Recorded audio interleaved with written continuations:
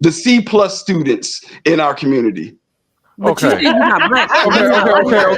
Wait, hold on 1 second. One second. I do that, Poppy. You a wild boy. Right. Wait, Poppy, if you're going to do that, wait. Excuse please, me. please, because it's going to drive me crazy. Wait. I need to just allow me to set it up. I will give people opportunities to talk, but over talking helps no one because then we can have no dialogue. Yes, I need a sidebar. Poppy has absolutely just said the wildest shit ever. I need a sidebar. Man. I'm so glad that there's now a side. At least a little difference between me and Poppy. But aside from that, I'm gonna go to Cardi first because I know he's chomping at the bit. And then if anybody else would like to expound upon what Poppy just said, I saw Britt start to talk, or did I misread that? I had a statement from like 25 minutes ago. But, Cardi's a man, and we haven't heard from you. So let's go to you first. And yeah, go ahead. It was really just a quick. It was because a quick we talk. We'll take over the conversation. Britt. That added on to Cardi's statement, but in general, that there are other things on the ballot other than the presidents that are as important as 4 pages, front back 2 pages of voting that needed to happen. And I think it's important to minimally exercise those rights, even if your candidate's not on there. Right. So, all right, since Poppy, my man. Yes, sir. I mean, you let us know that, clearly you're doing a bit and this is not really who you are. So can we stop doing that to not antagonize the other side? I mean, if not, why not be the real you? Because I don't think we need to jump on the other side to stoke something else. I don't think that's necessary in this situation. You get who's booked, but if y'all want the real me, Kurt, can I present the real me? I that's all I ever want. Okay, cool. Please, there you go. That's a lot better. I bet it's not. I was about to be like, it's layers. Okay. Deal with some shit. Are you Magneto? Wait, I'm not. Well, no, this represent my daughters. 3C. All my daughters' names begin with a C. So you got daughters? I'm a girl dad. Yeah. So help me to understand. See, this is why we got to pull back the layers now. Okay. Jasmine. Because I want to make y'all feel like I'm just riding Democratic dick all hard, because I'm not. No Diddy. No Diddy. But I mean, if there was a better Republican, candidate, I would go that route. I don't like Trump. I don't like Kamala. I like Pete Buttigieg. I like Bernie Sanders. There's other folks I like a lot more. Mm-hmm. That doesn't mean I just quit and just walk the F away. I'm sorry. I'm sorry. He didn't interrupt. Mm-hmm. I don't have no particular viewpoint. Hold on. That's fine. I apologize. Just suspended discourse for 1 second. Breaking news: Ted Cruz has officially won Texas in a 3rd term. Oh, he's the most hated person in the country. Listen, I apologize. I will be interjecting and pausing for breaking news as it happens. Asia, nothing good for Texas. Angela also won the U.S. Senate for Maryland. Yay! I voted for her. I've met. Also, just gonna throw that in there. As it stands right now, Trump is sitting at 52.2% of the popular vote, and 20. It went too fast. Kamala's at 46.4%. I appreciate you. Thank you for helping me, Poppy. We just got the real. We just got the real you. 3C. You're a girl dad, and aside from the caricature that you present to ignite conversation, Cardi has admonished you, put the caricature away, be the black man or be the man. And it don't have to be black. It's however you personally want to choose to identify as. Right. And I make an assumption by assuming you identify as a man. If that's different, because we real niggas. And, I don't want to be disrespectful on either side of the spectrum. Well, I don't even want to go down that route, man. I know you personally enough to know you identify as a man. But be the man whom you are. I just found out you're a girl dad. How many girls do you have? I have 2. Oh, it's a 3C. I was with someone for 10 years. Her daughter knew me as her father since she was 3. We don't count that. You got 3. Yeah, then you got Because three. I'm a girl dad. So I guess with easiest question to answer, I love with this. everything that's going on in this political climate right now, and of course, we talked about it earlier, as in women's rights to choose. We're gonna get the fuck out the way. Of course, Cornel West is not on the ballot, but we know he's voted for the women's rights to choose. Right. And in this election, where it is in the air that might be taken away, and the choices for your daughters might be taken away, and you had a voice to oppose that, why would you not vote for what's maybe not in the best interest for you, but for your children? All right. So, to my knowledge, it wasn't being taken away. It was being left up to the states to decide. That's one. Two, I was raised in a Christian household before I ventured off and started doing my own thing, similar to what Kurt was saying earlier. Some of the morals and values I decided to hold on to. Now, this is going to ruffle a couple of feathers, what I'm about to say, but it's truly how I feel and what I believe. With the exception of a female possibly being scraped, you get what I'm saying, or anything along those lines, I don't support murder. And to me, that's what that is. Back in the days, our elders that has most of us being Democrats, the way they didn't have so many kids where they were more responsible. Don't get me wrong. I know you had some but they were choosing to have those kids. You dig what I'm saying? But the multiple baby fathers and all the stuff that we have going on right now, for what majority of women do get abortions for, to my knowledge, from my experience, from my understanding, that's a lack of responsibility. You dig what I'm saying? Wait a minute. Hold okay. on. Now, hold can we pause for those two moments? Cardi, I just want before we get ahead of ourselves. I just want to establish a few key points. Poppy, then politically, would you identify as pro-life? Yes. All right.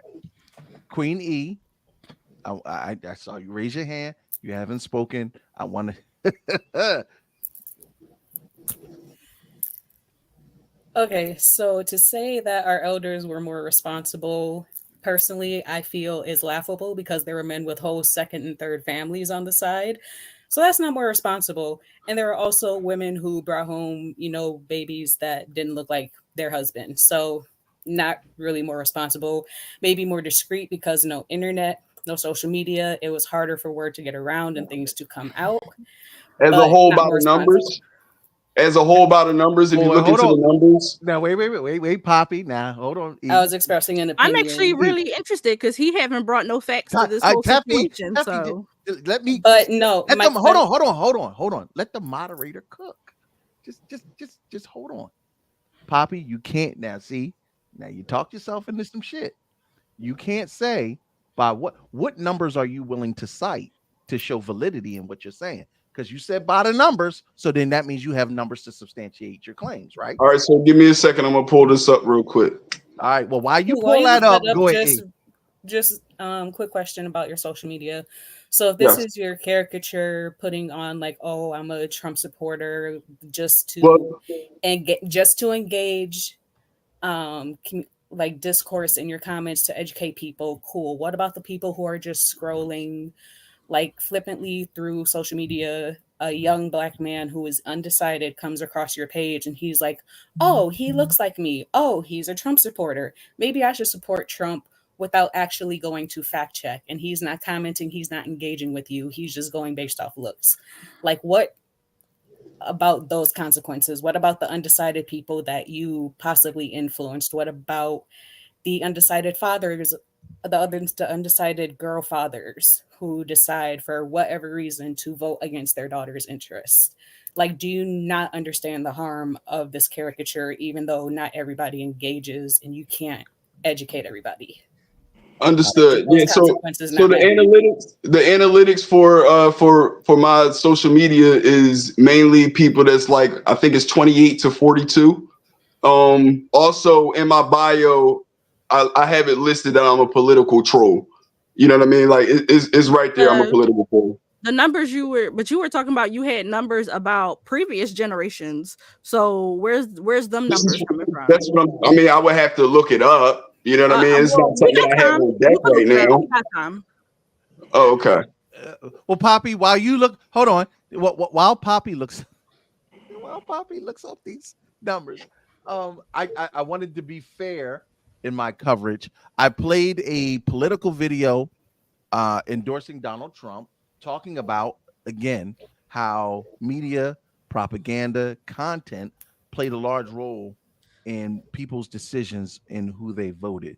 I wanted to do the same on the other side of the fence and make sure that it was fair across the board. This is a video from Kamala Harris's political campaign endorsing her. Come here, Hannah. Shake my hand. How you doing? Good. It bring everybody back together. And that's exactly how I feel. That's what I'm doing, man. Okay, you have to stay in touch with me, okay? I'm very serious about that. Okay. Throughout this campaign, I've seen the best of America, and I've seen what is holding you back and weighing you down. High costs, fundamental rights taken away, and politics that have driven fear and division. As president, I'll bring a new generation of leadership. I'll take on price gouging and bring down the cost of groceries and housing and prescriptions. I'll fight for your freedom to make your own choices, and I will protect your health care and your benefits, not take them away. The vast majority of people in our country have so much more in common than what separates them. Good people, hardworking people. We see in our fellow Americans neighbors, not enemies. We believe in each other. We believe in our country. We're not falling for these folks who are trying to divide us. Together, we'll build a brighter future for our nation, where we stand for freedom. We stand for justice. We stand for the dignity of work.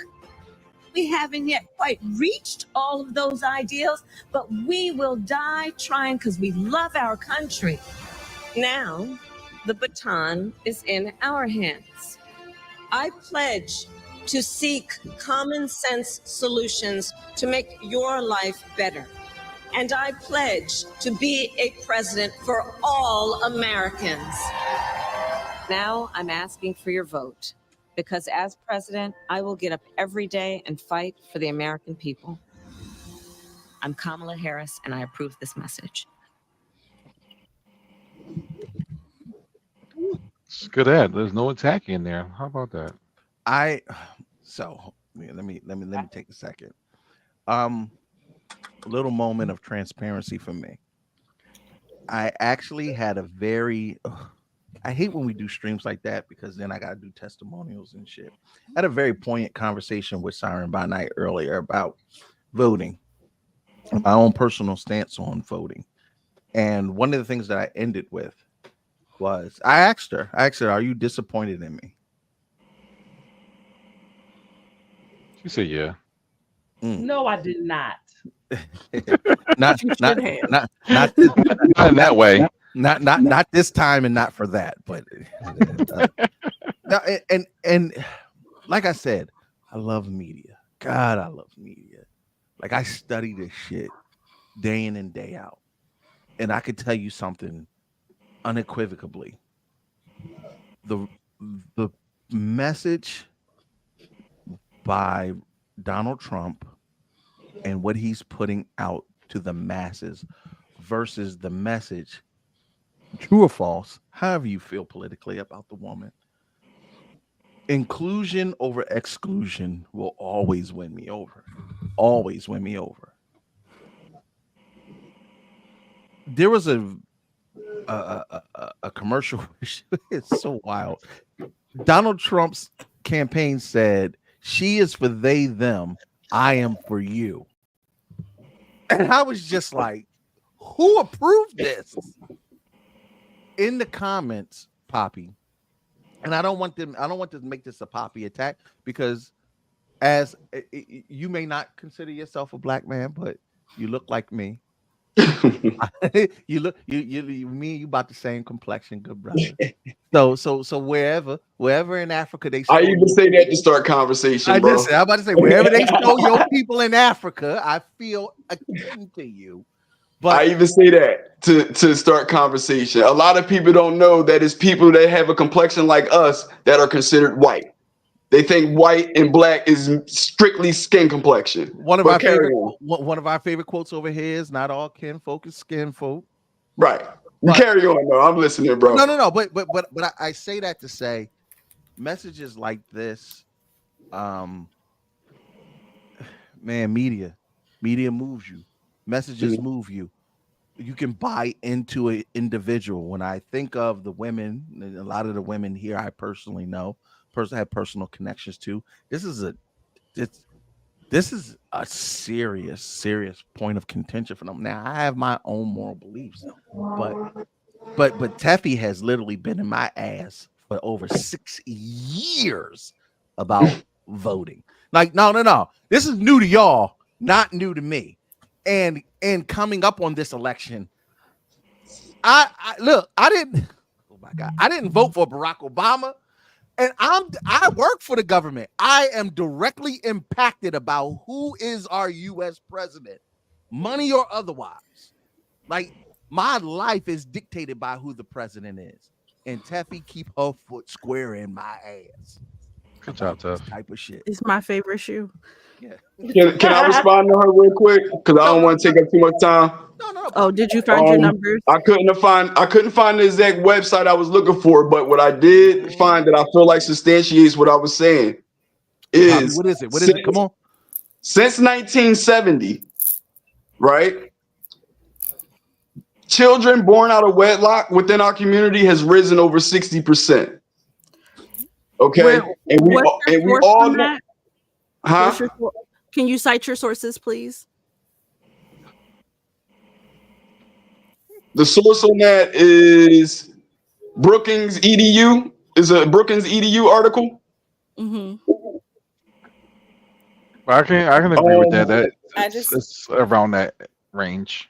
Okay, but here's the thing: like going further back than that, because my parents are actually. I wasn't. That. I wasn't. Hold on. He wasn't done. Let him finish. No. Let him finish. Go ahead, Poppy. And ultimately, we know that Planned Parenthood was created to slow our reproduction down. Speaking about us melanated people here in the country. Okay.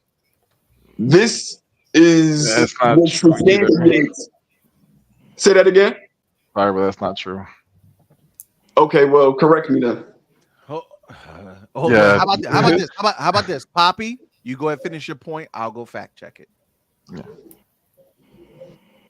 No. Well, no, what I was saying is we understand that Planned Parenthood, not abortions in general, Planned Parenthood was put into play to slow down our reproduction. The lady who created it said this out of her mouth. Okay. It was to slow down our reproduction. Ultimately, like I said, being raised in a Christian household, I'm against any type of murder. And to me, abortion falls into that category. Now, if someone gets, once again, scraped, I don't want to say the word and mess up the algorithm, by all means, I don't feel like that person should be forced to go on and birth that child of a stranger or of an uncle or whatever the case may be. But anything outside of that, I feel like falls on being a responsible person. Poppy. Yeah. Quick fact check. This is from NPR, credible source. Y'all can go to NPR.org. The article is called Fact Check: Was Planned Parenthood Started to Control the Black Population?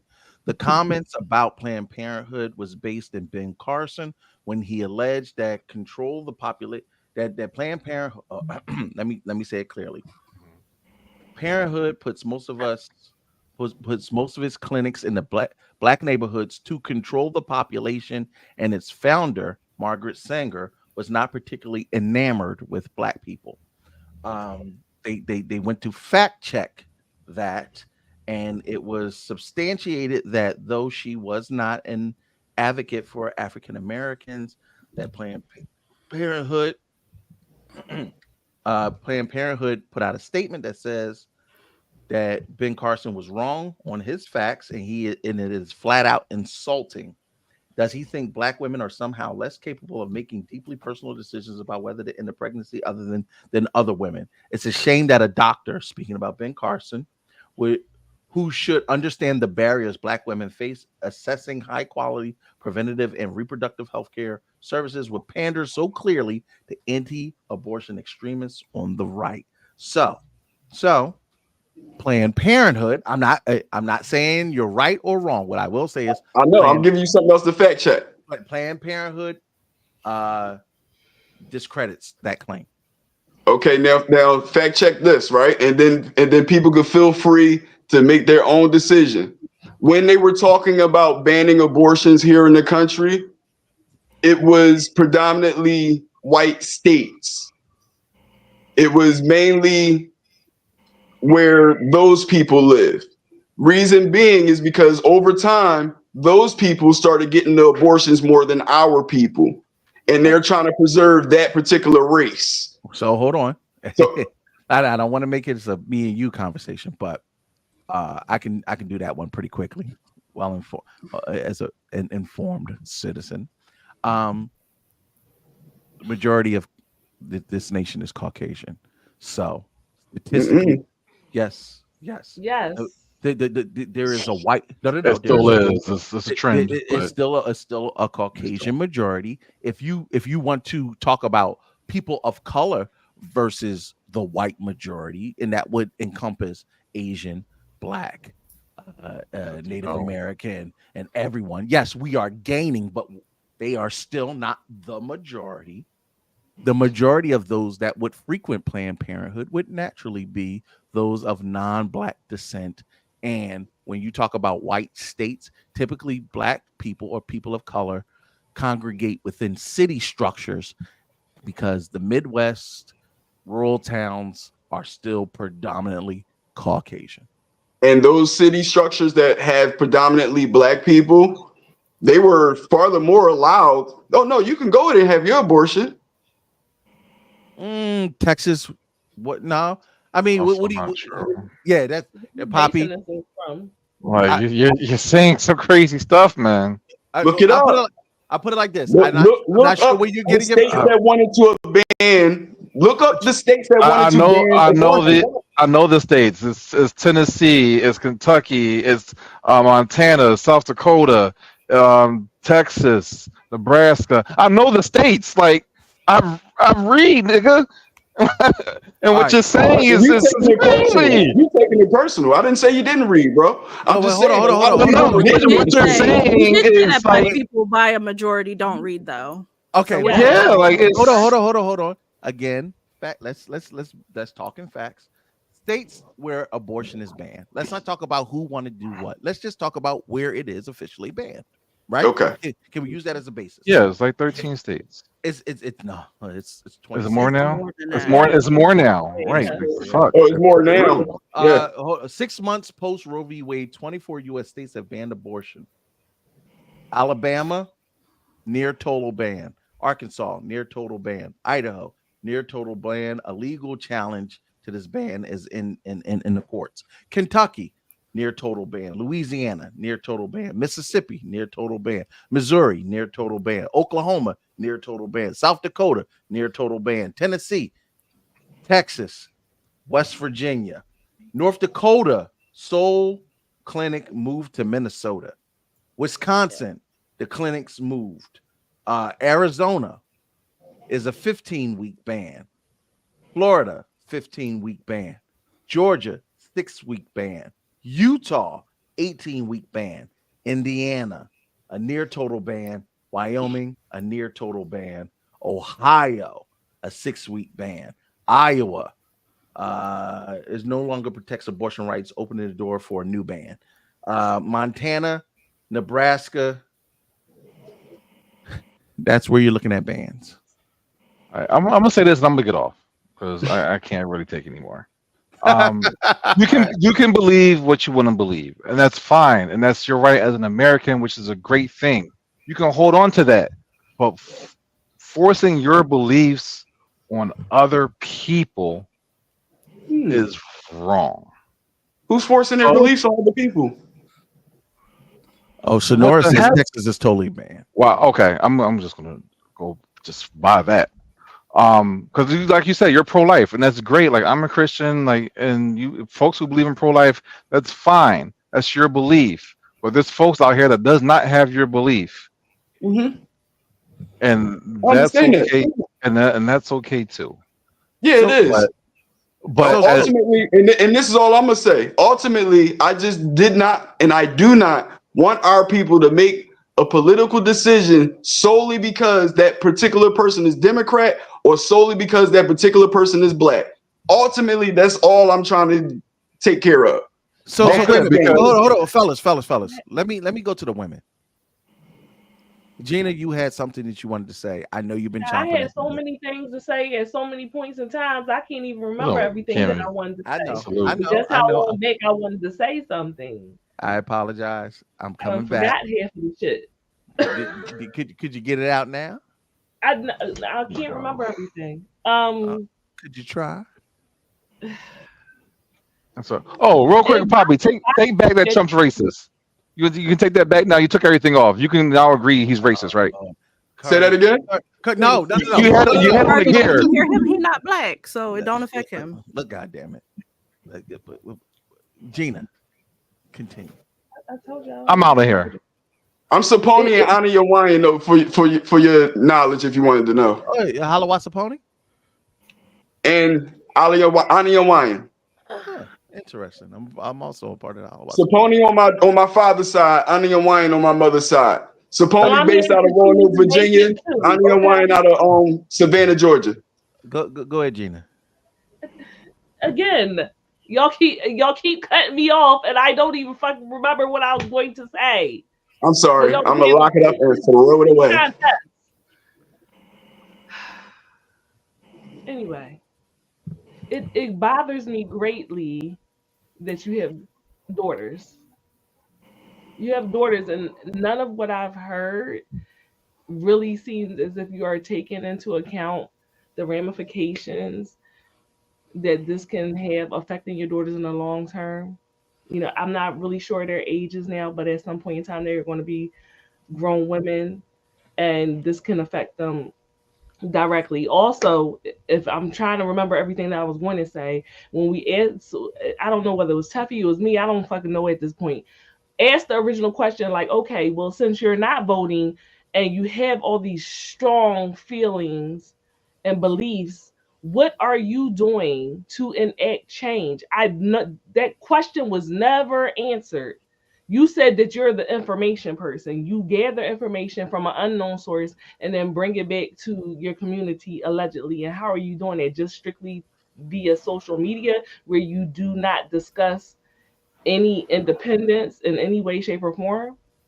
I'm sorry, like, Gina. Yes. Gina, you asked your question.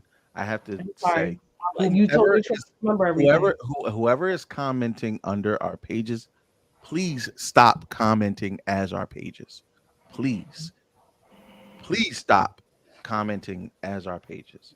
I'm not sure what administrator is commenting under our pages, but comment under your personal pages and not as Head Nerds in Charge, the platform, but under your own personal pages. Do not comment as Head Nerds in Charge in this politically charged conversation for community guideline reasons, because I do not want this stream to be banned and taken away. Poppy, Gina asked you a question. So please, thank you. Yeah, and I appreciate that, but we would not be able to continue the conversation or have a conversation. No. Down. I get that. No, I get that. If you were to ask me the same question, I would be able to answer the question, right? I give my money to NAACP every month. I have protested not just in regards to Black Lives Matter, but also in regards to Mamiya, in regards to defunding the police, in regards to getting 45 out of office. Like there's photo, video evidence of the things that I do to try to enact change in my community, aside from just having a strong personal opinion and voting. I would really like to hear if you're not voting and you feel so strongly against it, then what are you doing in your community, in your children's schools, in your neighborhood to truly enact change besides, as you said, bringing information because you read books or you listen to the news to and regurgitating it to your friends and family? What else are you doing besides that? That's tangible.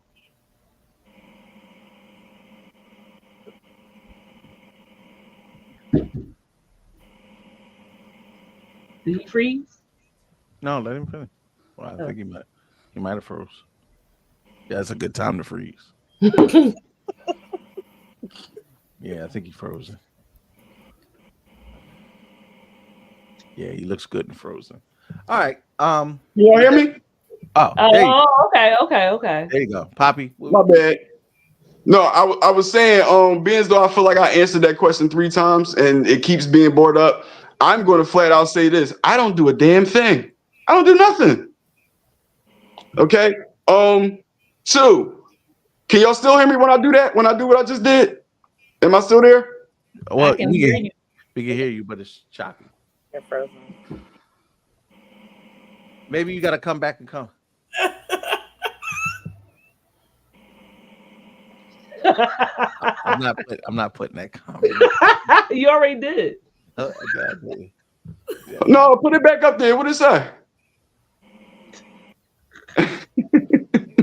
McDonald's Wi-Fi. No, my battery is actually getting low. But but y'all was able to hear me when I was reading what I was about to read?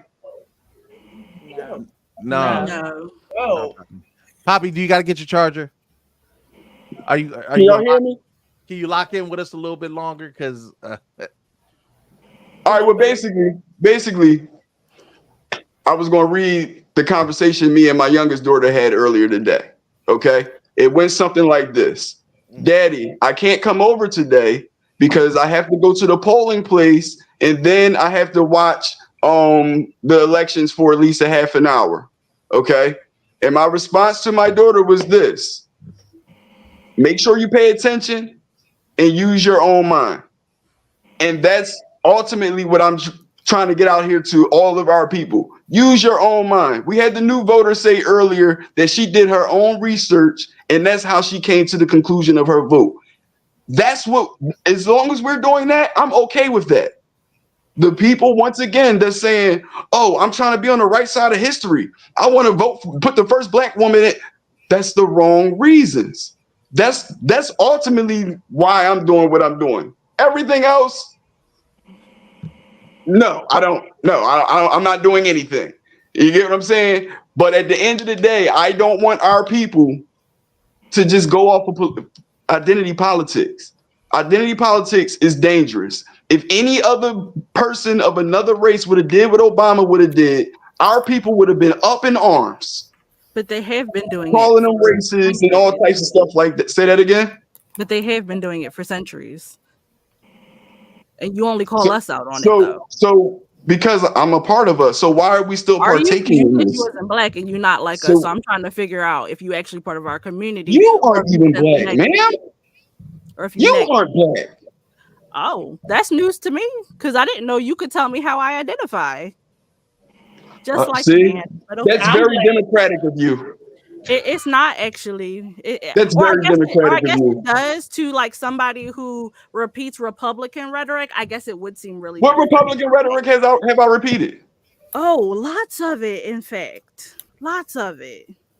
In fact, really? Actually, so like I don't know if y'all picked up on this, but this is like the guy at the bar who's like really, he comes up to 2 girls and he's really nasty to one and like trying to like appeal to the other, and then he's like, oh well, you know, I'm just trying to educate you, and it's like, no, you're just being a dickhead and you trying to get some attention out of it. So like that's really like that really seems to be like the sort of approach you take to this so-called informing of the masses that you have. And I don't know if that's just your character for social media or if that's how you are as a person, but what I'm saying, but like that's my experience and it's valid and you can't take that away from me, no matter how willfully ignorant or ad hominem whatever type of like argument you're trying to make, because you've only made straw man arguments entire time. You've actually brought zero in the way of facts and figures to your arguments. So getting back to my original point is that you're just negging in hopes of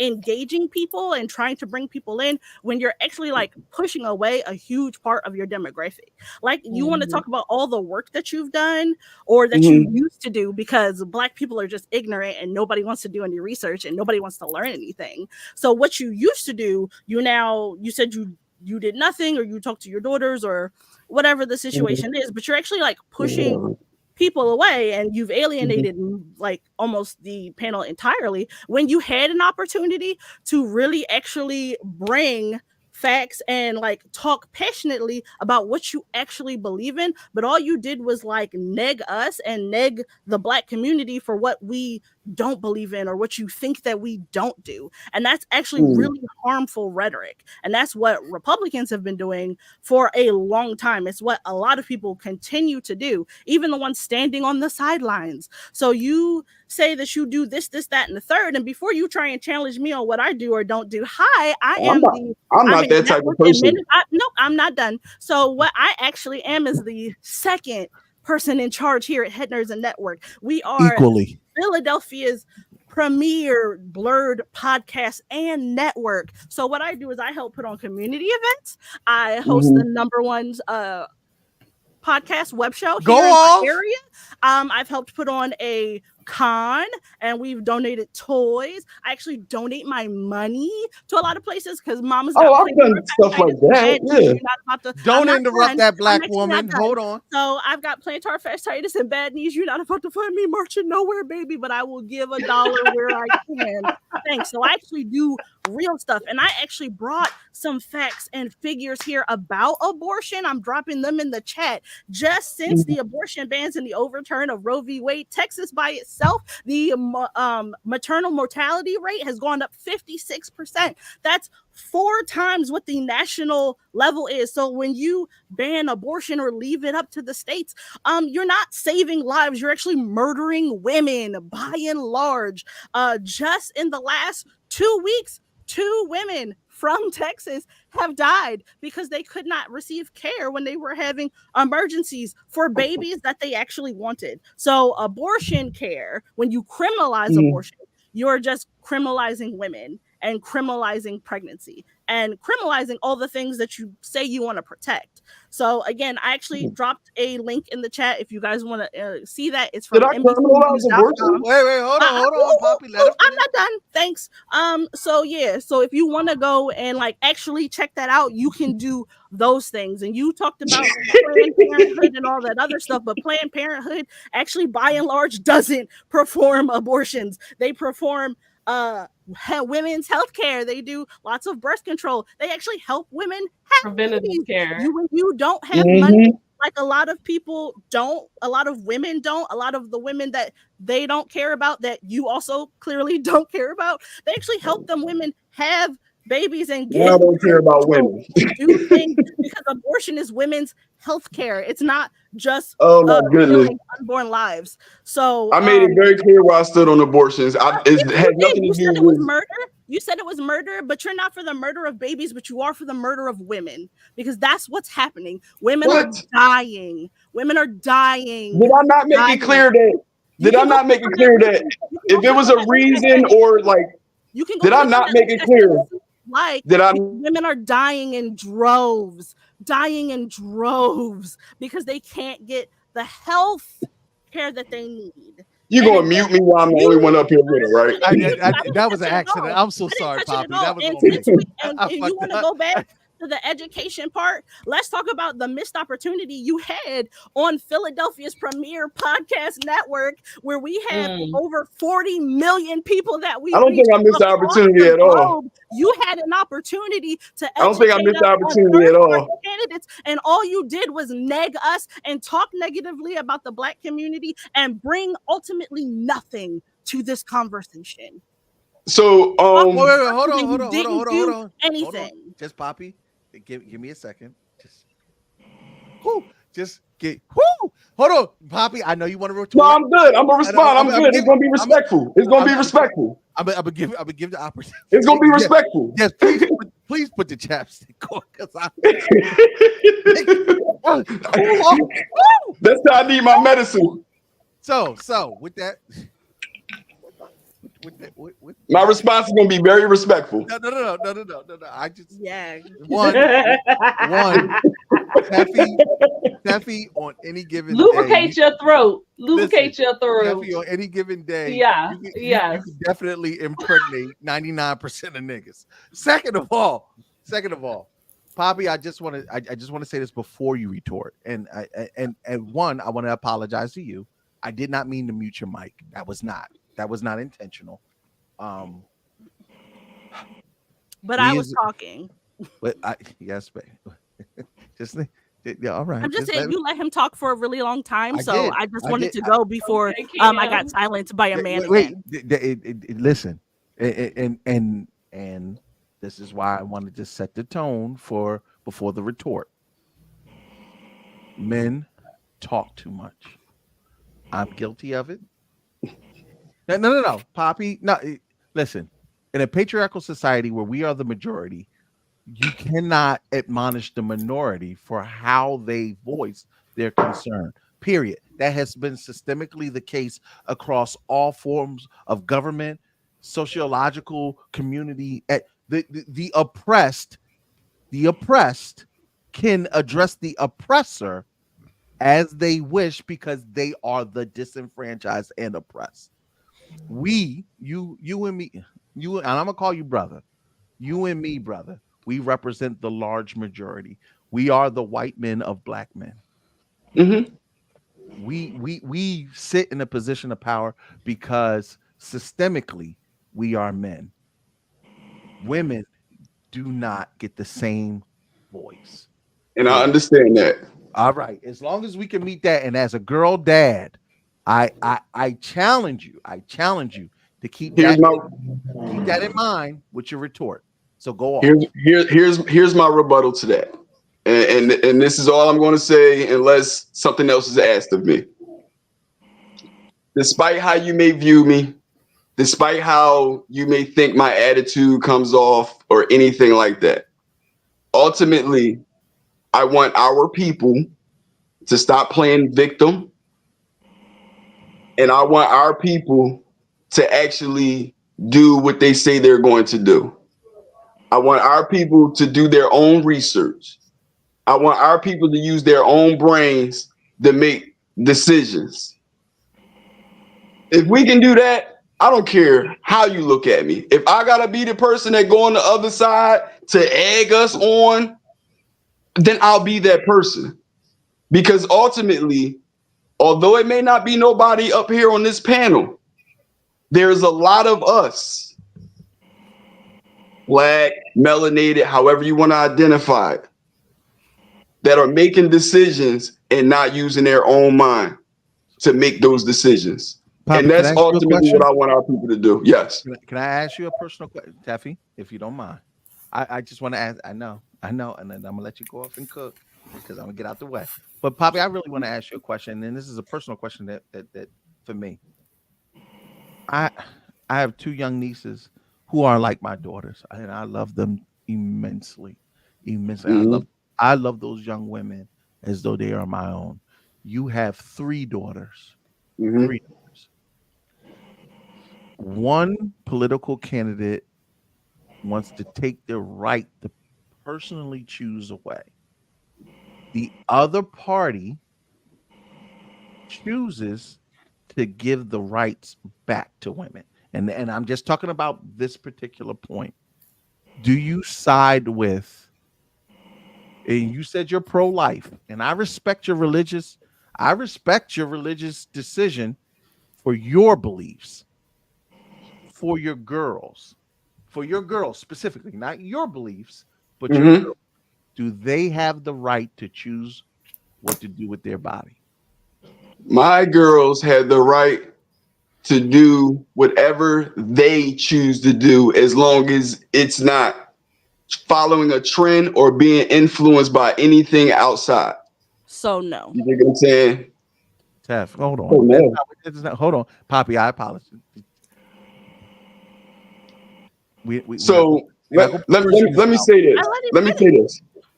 My oldest daughter is gay. Okay. My middle daughter identifies as non-binary. Okay. I don't agree with those things, but I don't make them feel no type of way by identifying as such. You dig what I'm saying? I deal with my girls as girls, but at the same time, let me see if I can. I don't lie about the bunny rabbit. I don't lie about Santa Claus. That's the best way I can put it. Mm.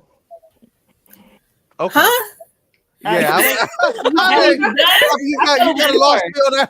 Look, Asian club in the eyes, everybody. So I kind of get what you're saying. You saying you don't buy into popular rhetoric that builds an illusion. You try to talk real. I can't. Is this like I can't be racist because I got black friends? No. What? No. I'm sorry. Hey Chanel, you want to holler at me, yo?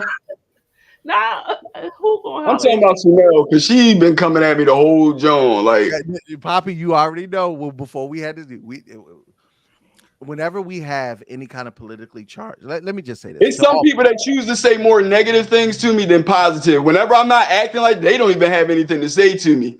But then when I get into character, they have a lot of stuff to say to me. And it's like, damn, you only know me when you disagree with me? Like, come on now.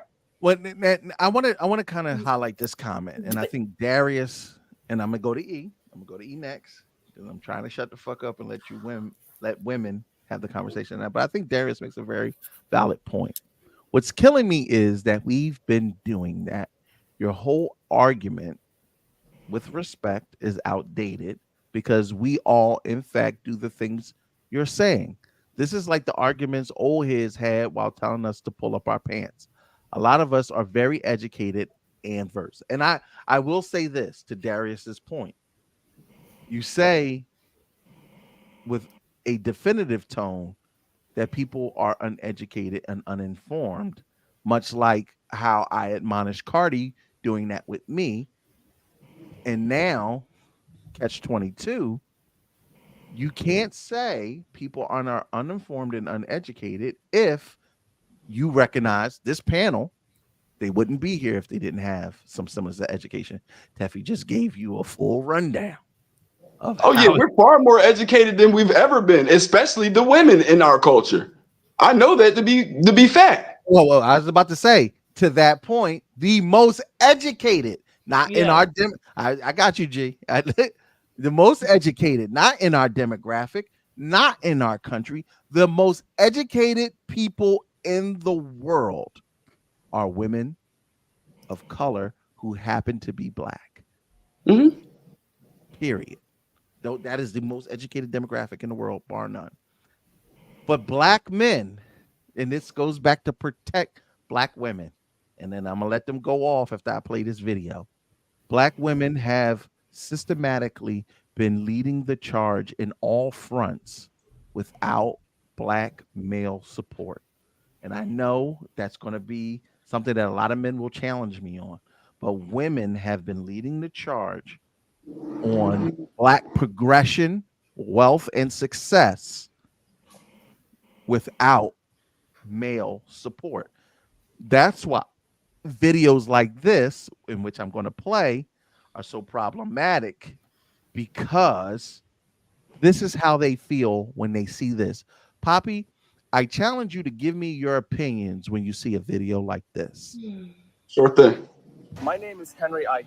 My name is Marcus. I live in Tennessee. My name is Kendall Sander. I'm a black man from Chicago, Illinois. Get my charger. I'm Leon Benjamin. I'm John Anthony. My name is Javon Price. I'm a black man from the free state of Florida, and I will be voting for President Trump this November. And I'm not with her. And I'm not with her. I believe Donald J. Trump is well suited for the job because he'll bring back manufacturing to our country, create economic growth, and more importantly, preserve our traditional values. I feel he's going to get this country back up and running to how it's supposed to be.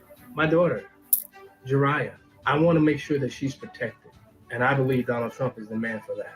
He has my vote. I endorse Donald Trump for president. He can make our communities great again. He's done it before. He can do it again. Because we need to be great again together. I'm not with her. I know you're not. Make sure you get out there and vote. Vote for President Trump this November. Vote with it.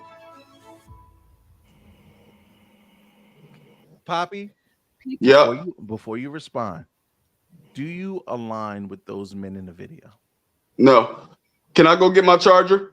Yeah, bro. Go ahead. Yeah, I know we keep it. Oh, my sisters.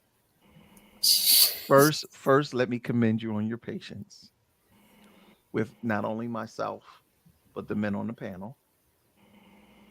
I would like to go panel by panel of my sisters.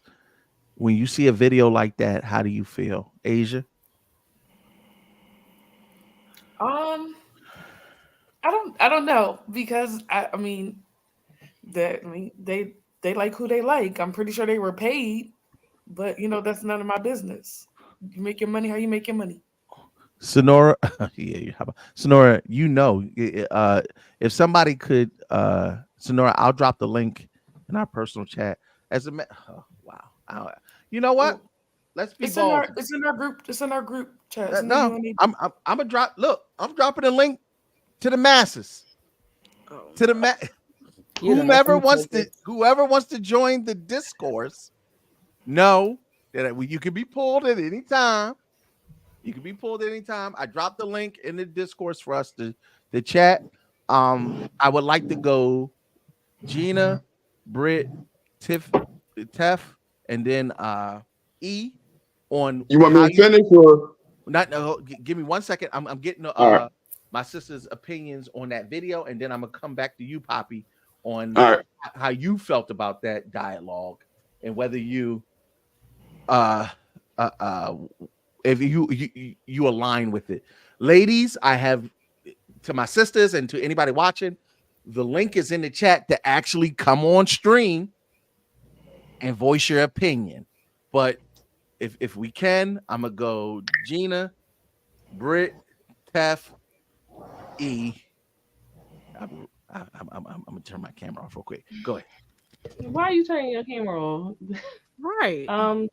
The most disrespected, neglected, unprotected person in the world is a Black woman. I'm gonna be honest with y'all. I do not see Kamala winning. I've never seen Kamala winning because she doesn't just have to worry about the Caucasian people. She has to worry about her own people per se.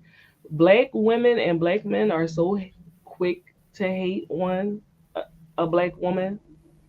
It doesn't take much at all. If she wins, I will be ecstatic, but I'm going to be surprised.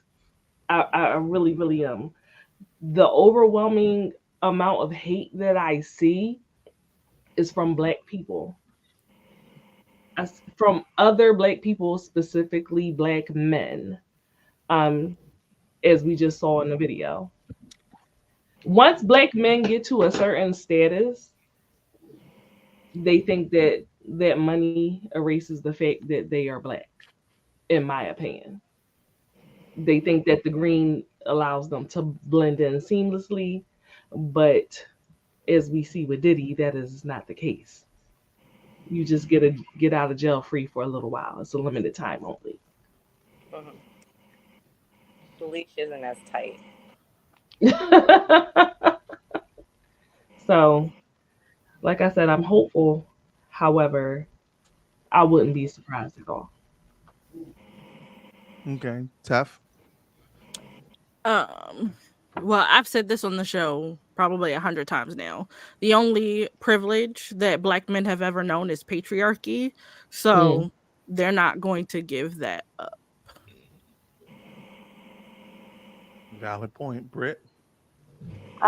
Just on my thoughts on the commercial alone, I would just say that when we speak on education in the Black community and educating ourselves with who we align with, that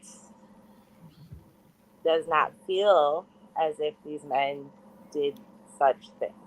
That is what I'm going to say. I'm not going to use the word ignorant. but it gives teleprompter. It gives I'm being paid, or it gives I did not educate myself on who to vote for. That's all. Okay. And E, and then I'm gonna go to Pop. So I see that video, and one thought pops into my mind: it'd be so much easier if so many black men just admitted they hated women. Like, save us the time and just be honest. Like, please.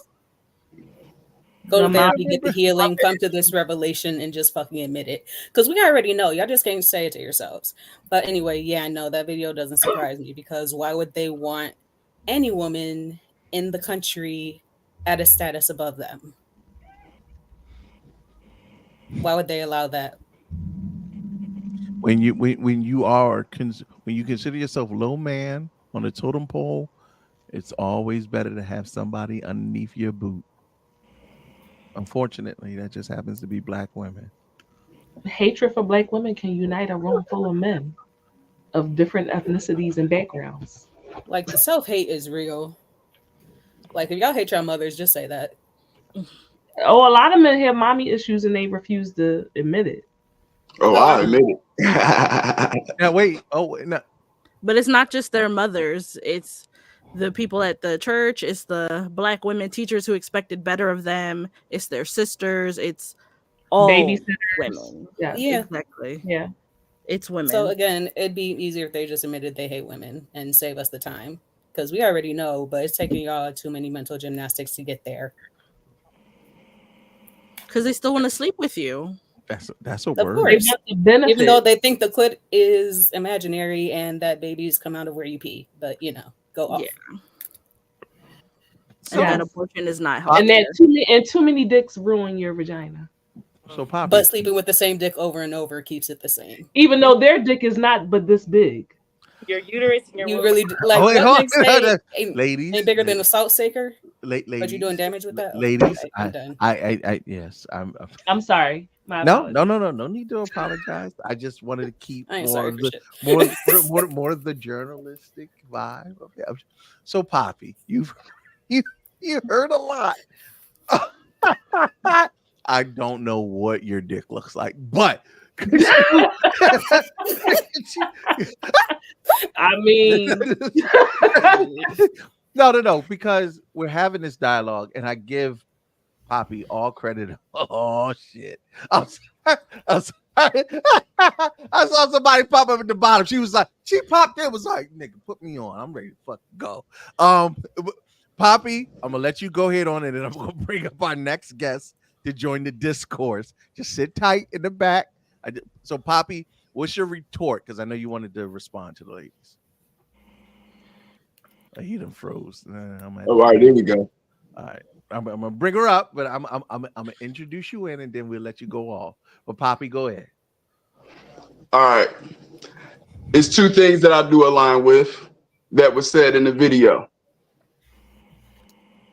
That's the economy, and that's the border. Okay, hold on. Are we talking about Hold on, because I gotta introduce our next guest. But before I do, I gotta ask you, because this is actually my personal wheelhouse. The border predominantly, because as in my personal job, that is in the direct line of duties that I've protected the border. I've gone and supported Customs and Border Patrol, ICE, immigration, all of that. Poppy, what do you know about the border situation? And what is your I'm sure if I'm wrong, I will be corrected. Because if you're wrong, this is where you will get corrected. I'm sure if I'm wrong, I will be corrected. And also, let me change my my glow, because it's been said many a times, I have an attitude, so I'm going to change my glow here. Okay, here we go. So what I get from the border and why I align with those viewpoints of the border is this, okay? Mm-hmm. When we just had those storms down in the southeastern part of our country, Do you live in the South? Excuse me? Do you live in the South? No, I don't. My roots are from the South. Though. Hold on, just let him finish. I promise you, I'm gonna let you come in and say all the things. But let him finish, and then let me bring you in. And we it was put on the news. It was broadcasted that they didn't have the money allotted to them because it was given to the migrants. That's why FEMA didn't have the money. Okay, and then that's we go to the whole. I'm sorry. Am I wrong there? Go ahead. I'm sorry. I must be wrong already. Okay, so let me just say this. I'm not gonna say you wrong, but I'm gonna say, as a person that says on the screen multiple times that you want people to use their own brain, I'm gonna need you to do some research as well. I'm from the South. Okay. So hold on. Before we do this, The clutching of let me introduce our next panelist. We have another one that just popped in. You are bringing the creme de la creme out. I will say this, as someone who has worked for FEMA directly in multiple disaster relief efforts. Just to fact check you, my good brother, there is no lack of funds. As a matter of fact, people have been turning away actual help that they need. And I'm gonna go this because I know Sonora was going, but I just wanted to speak on this because it's literally my job, my daily job.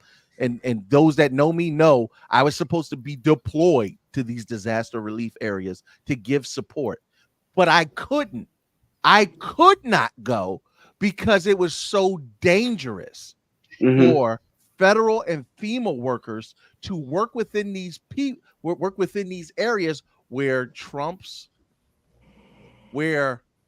rhetoric, I'll just say rhetoric, has penetrated the mentalities of people that they do not, one, accept the help, and they attack people who are actually trying to help them.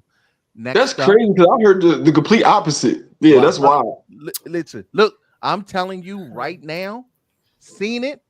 They showed helicopters blowing away stuff that people dropped off to help and all types of stuff. You'd be surprised how a clipped up video. What's happening?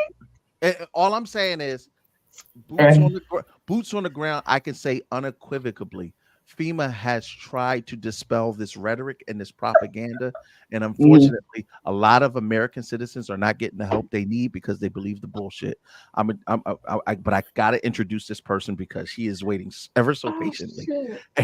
So, holding it down for the UNAB, you can see her on Friday's Trivia and Black Girl Confidential, and absolutely the voice of the South on Nurse in Charge. Sonora, please introduce yourself. Hey, y'all.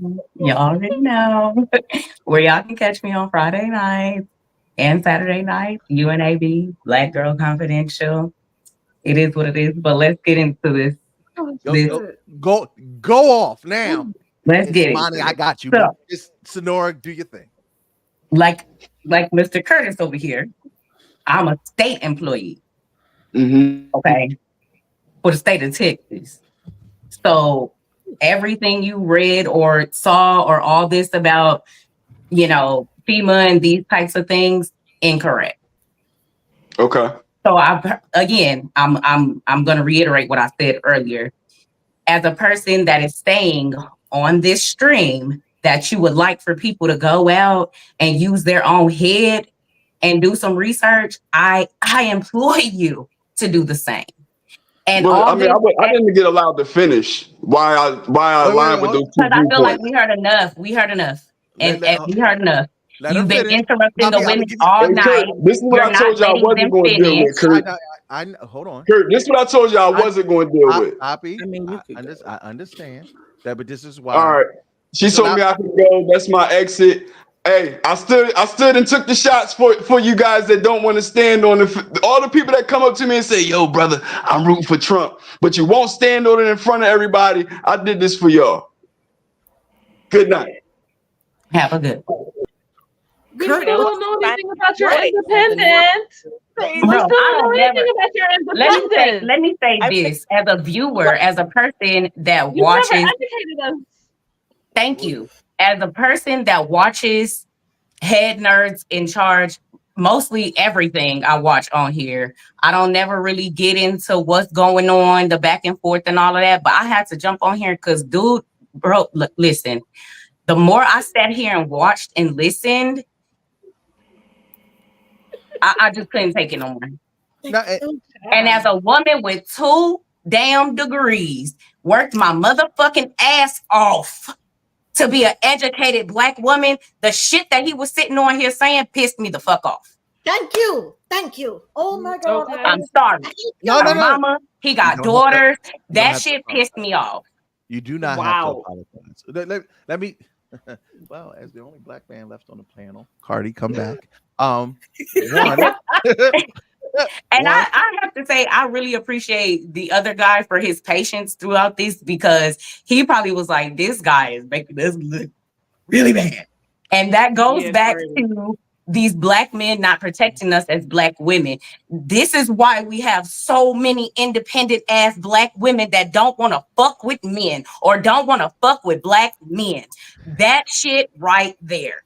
That's a prime example. You won't. Let me hold on, Asia. I'm gonna slide up here. Kick the hole in the wall. One.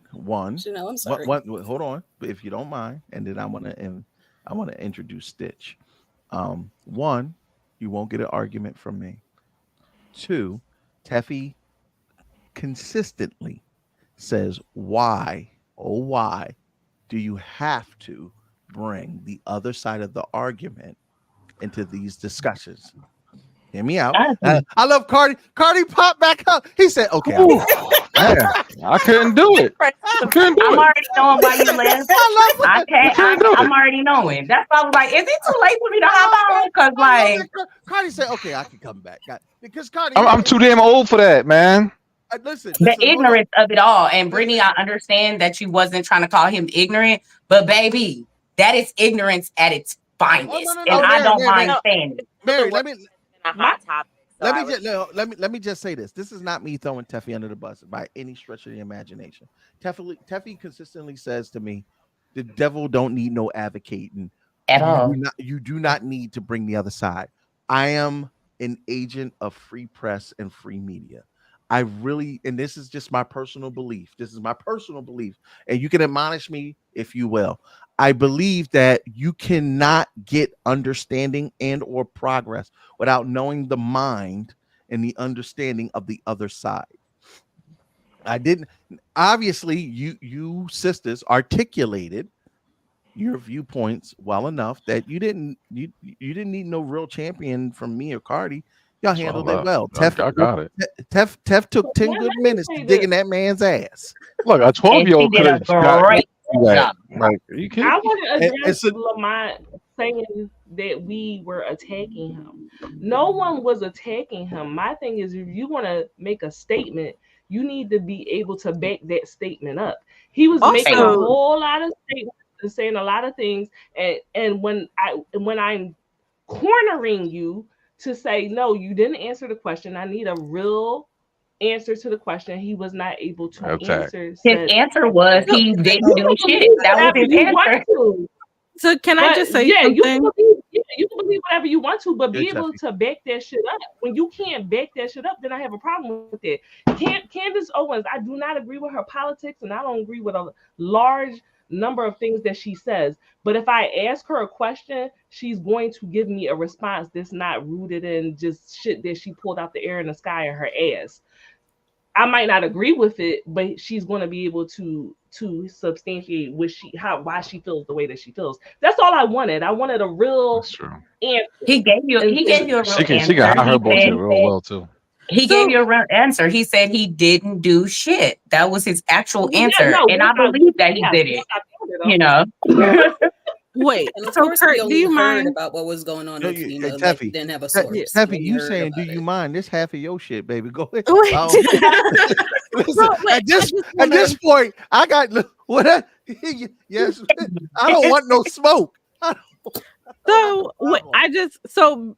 Before he left, I did have another thing that I wanted to say, because again, it's giving very much negging. It's giving very much I Very, know very I know what negative Nancy. yeah, I know what's best. I know what's best, and y'all niggas don't do nothing. But my thing was another problem I had was that he was seeking to invalidate other people's reasons for voting because they were not his reasons or they weren't good enough reasons for him. If you want to vote for somebody because they look like you, however flawed that may be, that's okay. You can vote Right. however you want. That's why voting is a right. You have the right to do it and you can vote any way you want. Now, if you choose not to take advantage of that right, while I don't agree with it, and Curtis and I have had our back and forths about it, hey, listen, those your rights. Your lack of taking advantage of that may encroach on my rights, but it's yours. The same way you seeking to invalidate people is never okay. And he wanted to feel attacked and be a victim and all this other stuff, but all I ever did was try and hold him accountable. I asked for facts, figures, sources, and he Well, couldn't we provide need to stop any being the of those victim. things. He actually asked Kurt to look things up for him. Sorry, babe. I said you had time and you didn't take advantage of any of it. So you wanted to come on our platform, on our network, to our viewers and show your butt. But that's somehow our problem. We were wrong for you coming on. You want to stir the pot? Hi. I'm not just gonna let you fuck up my kitchen. At all. All right, let's move on. Let's go ahead and do that. Hold on. I wasn't finished, if you don't mind. Again, so you wanna come on and stir the things up? We're not gonna let you to do that at all. And again, he wanted to say he thought he would endear himself to us by being like, oh well, when my one daughter is gay and the other one is non-binary, but then he sought to invalidate them by being like, I don't believe in that. You don't believe in what your daughter is telling you? Her experience Very much as a a non-binary person is microaggression. invalid because you don't believe in non-binary? That's wild. That's like saying that, like, I don't believe in my son's autism even though he's been clinically diagnosed. That's his real life. His real life is having ADHD and autism. I don't get to just choose that he don't have it because I don't believe in it. Because I don't feel like dealing with it because it's made up buzzword nonsense. That's not okay. We are a platform for the promotion and proliferation of underserved content creators and curators in this community. We like to uplift all persons of color, and to Curtis's credit, having people come on who disagree with you can foster positive exchange of ideas and information when done correctly and with respect. Respectfully, this was not that. No, it we apologize. pissed me off when he was like, Teffy is not black. I was like, is he watching the same stream I'm watching? That's just my experience, you guys. I can't be invalidated. Okay, bye. I love you. All right, so let me just say this. Let me just say this. We got two folks that I gotta introduce. I haven't introduced them. One, Teffy, God, I fucking love you. No. When I say there is nobody else that I would do this shit with, absolutely my fucking hero, the woman version of me, even though I'm pretty fucked up individual. But I want to give a shout out to one, Sonora, for hopping on, taking the time to engage in this dialogue from the UNAB. That right there, it takes a lot. I don't like nobody messing with my girls. Listen, I saw. He said, "That's okay." Sonora, you saw I was winding up. I had it. But I was like, Teffy was winding up for a while. Like I even saw it. I'm like, damn, bro. Sonora was like, where the link though, nigga? I was like, I put the link in the chat, but I synced it directly to Sonora. You can talk more in the comments. We were fucking quiet as shit. Yo, but to that point, we have two new people on the panel. I want to give them credence. We were going to go to 12. I'm gonna just say this. I will do coverage till 1 a.m. the entire panel probably won't last that long. I know you won't. It's fine. It's fine. It's almost 12 now. But I want to introduce Amani, aka Stitch. Where are you from? And if you don't mind, what is the political party that you identify with the most? Did you vote? And if you feel comfortable, who you voted for? And then I'm gonna go to Cam, who's been in the comments playing it just the same, and it's the same questions. But I'm gonna go to Amani first. Amani, if you can introduce yourself. I'm gonna be honest with you. I was so stressed out by this entire conversation. I forgot already on what to answer. That's all, Amani. What state? Who you are? What state you're in? What political party do you identify with? And if you feel comfortable, who you voted for? Okay, I'm Amani. I'm from Maryland, although I was born in Washington State. I am a Democrat, and I voted for Harris. All right. Cam, same questions, bro. Did you hear this? The ones I asked her? Yeah, I heard. I've just been waiting. Go ahead. I'm Cam from Ohio. Originally was born in South Carolina, and I voted for Harris, but I don't necessarily align with either side of the two-party system, to be honest. Mm-hmm. No, listen. I think a lot. Okay, so let me ask that across the panel. I understand what's at stake, but are y'all truly happy with both candidates? And I just want a quick yes or no from the panels. Teffy? No. No. Sonora? No. Britt? No. Cardi? I don't support genocide, so no. Gina? I'm Gina? a queer witch. No. Queen E, are you happy with both parties? No. Asia? No. Stitch? Cam? No, absolutely not. So there are 10 of us on this panel.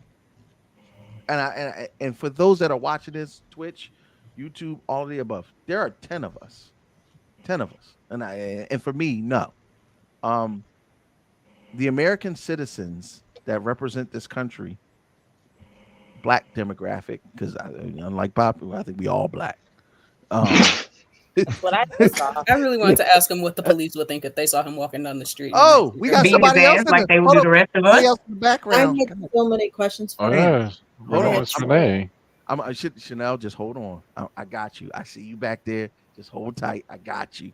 Because they only allowed 10 of us on here at one time. I see you. I'll pull myself out to bring you on. Oh, just hold no, tight. she can take my spot. I got work in the morning. I love y'all. Queenie said, I'm out of here. Look, right, I'm Queen. sleeping. Thank you, baby. All right, girl. Bye. Bye, And baby. I'm probably gonna be drinking when I wake up. Hold on. Queenie. I have drank a bottle of me. This shit almost drove me to drinking. I stopped drinking earlier this year. Thing this I whole went to the night. liquor store before I even did this shit because I knew what it was. Queenie, thank you so much. Good night, y'all. Good night. Good night. All right, I'm gonna bring Chanel on. Chanel, I I'm need gonna a introduce you cigarette. in 1 second. But and real quick, Chanel, are you happy with both candidates? Real quick, yes or no? Am I happy with both candidates? Yeah. No. So consistently, still, it's unanimous. Nobody's happy with both candidates, but we're talking about, unfortunately, picking a lesson of two evils. Will we agree? Correct. Yeah, yes. Correct. Chanel, if you can, because now we have 3 new panelists. We heard from Stitch. We heard from Cam. What state are you from? What political party do you identify with? And if you are comfortable, who did you vote for? No problem with any of that. My name is Chanel Renee. I'm from Philly. I actually do comedy with Poppy. So I'm extremely confused on this evening. That's one. And I said it the way I said it. I'm leaving it like that. I voted today. I voted blue. And I voted blue because of who I am, what I look like. Yeah, our rights are on the line. I ran into a nurse at the Nullary who didn't know who Roe v. versus Wade was. People don't even right. So I'm just concerned about the lack of knowledge that some people have, but then try to portray it like it's the other party or put it on someone else. That's concerning to me. So, I actually, Chanel, thank you, because you just gave me a perfect segue into as informed, and I consider the panel informed, and I want to go to each of you and get your viewpoint. As informed citizens, how disappointed are you in the prevalence of ignorance, misinformation, and unfortunately, fake news that people has allowed? Because there were a couple things, like Teffy said, she called Poppy on. She said, give me your numbers. And then it's like, oh wait, this is what I heard. Well, we could dispel that easily. Here's what's factual. Sonora did it. She said, fuck Kurt with the here go to state shit right here from Texas. I can tell you right what it is. Easily dispelled facts if people did more than a cursory search of information, right? We always talk about how shit is Googleable. Like just Google it and we could get to some real information. How much has ignorance played a part in this election? And I'm going to start with Ms. Johnson, work my way back and up the panel. Ms. Johnson, has ignorance played a large part in why these polls are looking the way they look? Ignorance plays a large part in every election. That's what they count on, to play on people's ignorance, their fears, their insecurities, their sexism, their racism, their ableism. That's what they depend on. And there's a large number of people who just do not want to know the facts. So it's pretty easy for them. Asia, as a first-time voter, how do you feel? I don't feel anything because I'm a part of the ignorance. Dang, that's deep. Why do you feel like? Yeah. What? Oh, hold on. Yeah. Asia. Why do you feel like that? Yeah. Look, Sonora went right into. I love it. Sonora went right down. She went right for it. She just like boom, like right for it. Tell me more about that. Why do you feel like you're a part of it?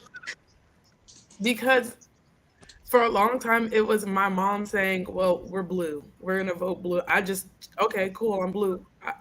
I did no research, and I wasn't. I told her from the beginning, I'm not voting because I don't understand it, and I chose not to understand it. I still don't understand it, but I again went with the lesser of two evils. I did research this time. I'm a little older, but I don't think I want to do it again. I'm not gonna hold you. So you wouldn't vote again? It's stressful. And she's a first-time voter, so I understand where you're coming from, because the first time I voted, it was so overwhelming. So I get it. The only thing me and Brittany told you was to just research, you know what I'm saying? Research and whatever you decide, just make sure that you do vote. You know what I'm saying? So wait, real quick, Asia, and I'm not here to pick on you or to dig too much into your business. When you say the voting process is too overwhelming, is it the actual voting or the weight of your vote? All of the above. Because really, knowing that speaks to so many other first-time voters and people who do it. So it's all of the above. It's all of the above. I went into this at the beginning with the debates, not knowing anything. And I was like, all right, after the second one, I was like, all right, let me go do some research because I feel real ignorant if I choose to not vote and it's something that I really need. I can't. It's an overwhelming feeling too with all the information. Is that what it is? Like, wait a minute. I'm sorry, Siren by Night. What'd you say? Me? I was saying, do you feel better leaving that decision up to other people? Like, does that make you more comfortable having the weight of that fall into other people's hands and you have no deciding factor in it? Yes. Okay. That's a lot of trust. Yeah, that's real. That's real. Bitch. And that's Now, serious. but really quick, if you know me, No, you know that I get overwhelmed really quickly.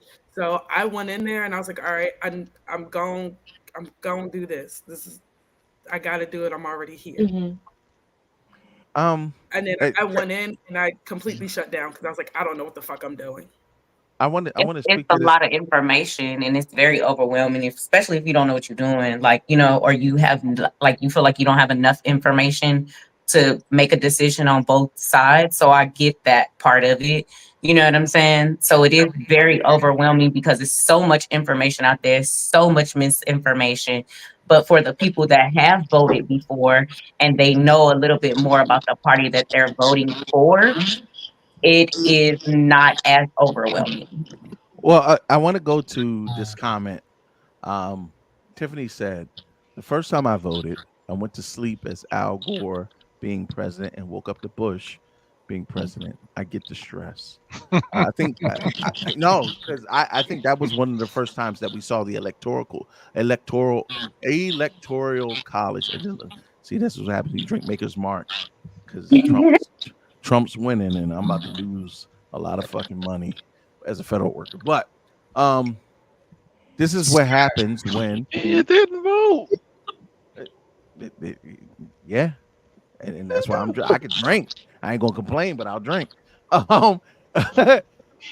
This is one of the things that I think is interesting, where the popular vote is not the be all end all. The electoral vote is what really dictates who wins, who loses. Current update: Harris is well. This is a little bit better. Getting up there. Yeah. Harris is I 145. Trump's 211. Remember, 270 is the number. You gotta thank God for time zones. Jesus. I know. Hawaii don't close till 1.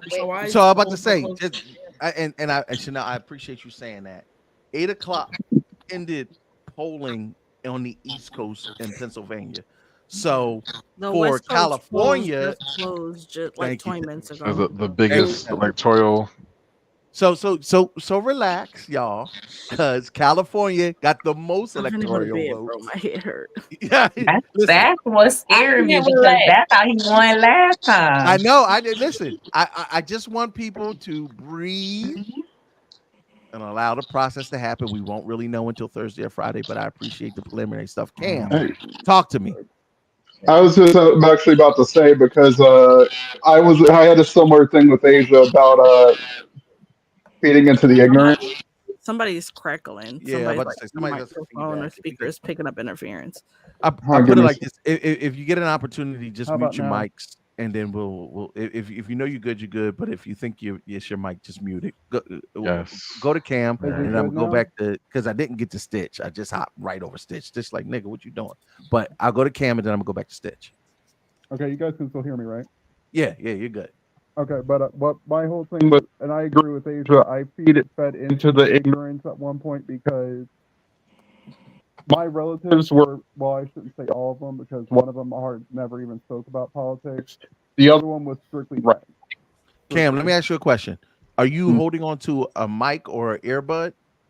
No, I'm actually on the phone itself now. If you can, just keep your hand off the speaker part of it. Okay, how about now? No, go back to whatever you was doing before. You sounded better before. Okay. You have a headphone in? A second. There it is. All right, try that, Cam. Okay, how about now? We'll rock with it. Keep going. A little better. Okay. As far as what I was saying, I fed into the ignorance initially because I'm not gonna lie. In 2016, one of my relatives bought my vote for Trump, and that's specifically because at that point, I can say he said one of his relatives convinced him to vote for Trump. The relative, yes, exactly. At that point, I wasn't really doing research and stuff like that. And after that, I felt horrible. After I saw what played out, the rhetoric that played out, I felt horrible. 2020, did more research, voted blue. As to, I think, who was it? Cardi said something about not supporting genocide. Mm-hmm. I think he was one who said that. When I saw how that was playing out, I'm not going to lie to you. I wasn't even going to vote this year. I was not here. It was literally to a point where I'm like, okay, well, I don't know which side to go. And that's just because for me, I don't know too much about Kamala because realistically, he only became the candidate probably about 6 months, roughly. Yeah. 6 month run. I don't even think it was that. I think it was 3 months. Three, yeah, somewhere around there. No, I'm right about that, right? 3 months. Yeah. Mm-hmm. 3 to 6, and there wasn't really enough time to like really gestate what her difference was from Biden, and that's just where I was like, but then I also knew it was like lesser of two evils because it was like because I know the rhetoric that Trump put out. But now Cam, I just want you to know, as far as elections go, I wasn't a fan of either one of them because I did not see anybody who really was looking out for the real issues and actually stuck to them. If that makes any sense. No. I think it's more the audio because it keeps going in and out. But to surmise what you said, you didn't see people who were sticking straight to the issue. No, right. They were just like going to. They were saying that they were going to do it and then did a whole nother thing, or just didn't address it at all. All right, I respect that. Go on to Chanel. Chanel, if you can, unmute your mic real quick, baby. Talk to me. As it stands, 2024. You said you was going to Armani. You did, and I was about to say that. Have I got you? I was just gonna let it go. I was gonna let it go. Roll. I wanted to hear the question again so I could prepare my answer too. That's really why I really did. Good. Then I'm gonna go. That's why I about to say remute it. I come back to you. Thank you, Taffy. You always keep me right. Amani, thank you for being patient. I apologize. It's a lot going on. That was good. I was waiting. I just wanted to hear the question again. You were gonna go to her. I wasn't gonna say anything. We've had a lot of dialogue, a lot of conversation. Currently, Trump is leading. The weight of the country weighs in the balance of what happens next over the next few hours and days. Does your and I'll go back because you're new on the panel, so I'll go back to the previous questions that I asked everybody. And does your vote matter? One, does your vote still matter? I know you commented, but now we got you on here. Does your vote still matter? And if so, if the vote doesn't go your way, what happens next for you? Yes, my vote does still matter. Even regardless of the history of what our ancestors gave for us to be able to have the right to vote, I think everyone should take their ability to try to change, how the government is run, especially if it's not to their liking, if it's just old and they just think someone needs to be doing, or if they just want to shake shit up. I think everyone has the right to vote, and everyone should use that right to vote 100%. If the election does not go the way that I want, I think the only thing that I can do is to keep pushing, to keep educating myself, to keep educating others, to keep providing healthcare to everybody in an unbiased, unbigoted way. And to keep raising my voice about my concerns, my beliefs, and keep doing it to the next election and an election after that, and the election after that, to keep voting until change is being done. And I appreciate you. Can 4 more years of Trump means he can't run again. And I'm gonna go to Cam, and then I'm gonna go to Chanel. I'm gonna let Hopefully. I'm gonna let you speak your point, and then I'm gonna go to Chanel. But I just need you to say, because Cardi is about to say it.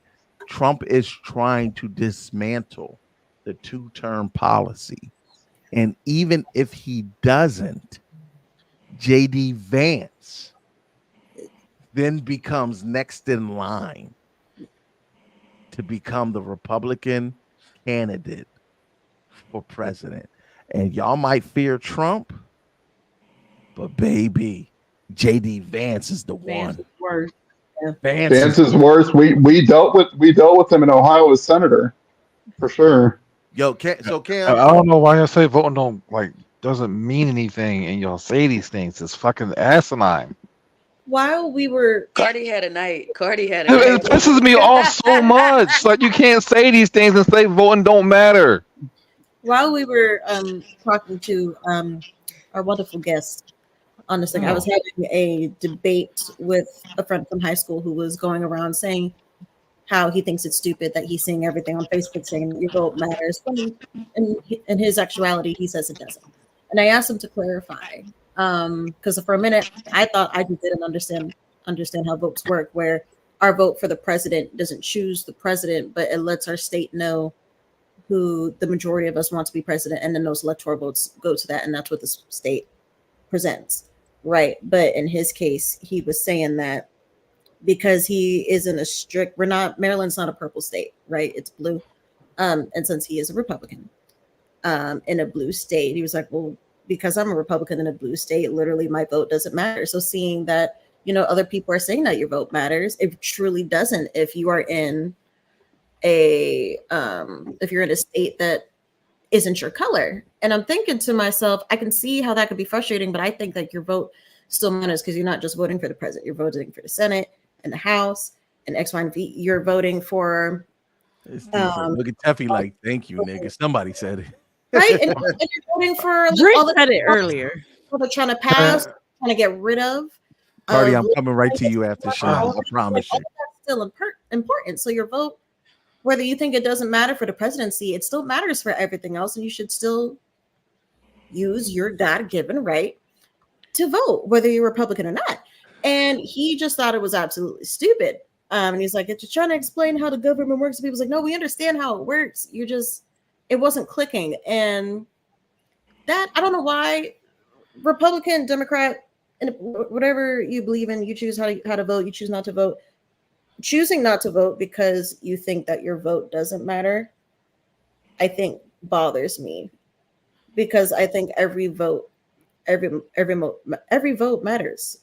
It's always like the saying, like the straws what broke the camel's back. All it takes is that one sometimes to just have everything fall down, and just not to take that chance, I think is. Well, I'm glad that you said that. I'm gonna go to Chanel next, but I want to play this quick video of a father who talked about why voting was important to him. I voted for Kamala Harris.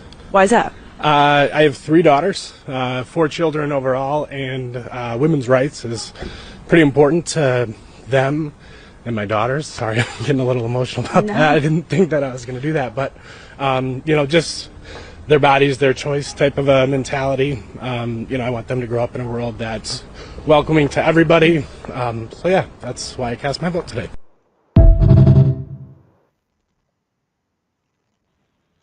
Chanel, now I can go to you.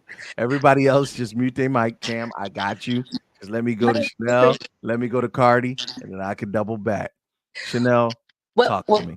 First of all, that clip is that's a grown man talking like a grown man. That's one. You have children. You're supposed to think ahead for the next generation.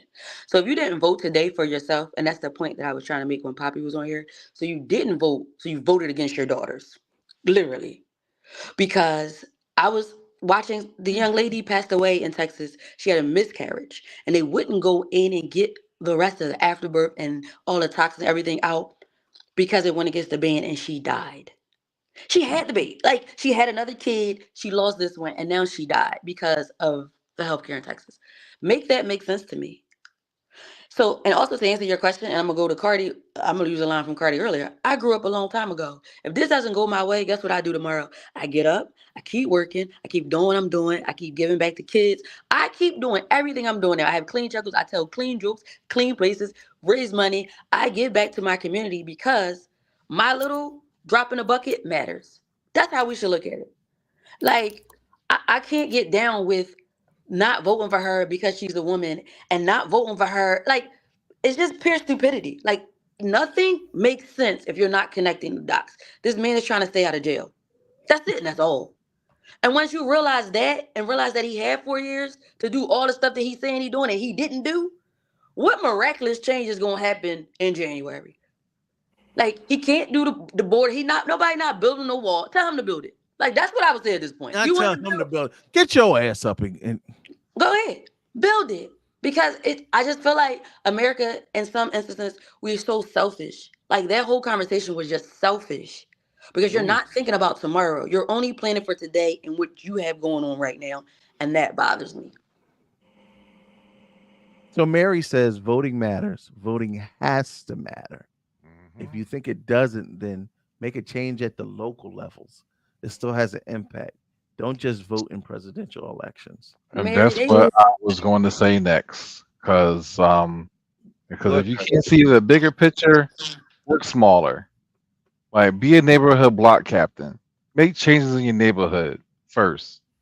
And then if you want to educate yourself, I swear that it should be a law that everyone should take a mandatory civics class. Know how your government works. No, I mean, even after that, you like it, go into political science. But there's things you can do. Like, people don't know who a comptroller is. Like, you got to know how your local government works. Get hands-on, get involved, so you know the changes that you want to make locally that affects you and your neighbors and the ones that you love and your community and your city. And then you'll see the bigger picture on voting on a bigger scale. Like, hey, I'm tired of, we're not getting second chances when we getting sent to jail. Well, fuck, go ahead and vote for new DA. You can do that. Hey, there's a pothole in my street that's been here for 9 years that's never been filled. Well, you can go and vote for someone who would fucking fill it for you. You know what? I don't like my children in schools. I don't like the person who's running the school. I don't like the superintendent. You can vote for all those things and make a change for the better. It's not about just the presidential election. If you want to see real change faster than every 4 years, vote locally, get involved. Shit, you can do it your damn self. Anyone can be president. Anyone can be governor or mayor. And shit, if you go to a small town, you can literally just write your name in, and if no one votes, you win. That has happened in many states. Many states, like really, really small towns with populations under 500. Folks were like, "Hey, I'm gonna apply for being sheriff." And when people vote, they vote for everything else but not sheriff. And then they get a shoe-in because no votes mean you automatically win by default. There's things in the system that can allow you to get ahead. You just got to look into it. Make it matter to you. That's all I'm saying. But, we don't do civics anymore. You can bring it back. Aaron, you was about to say.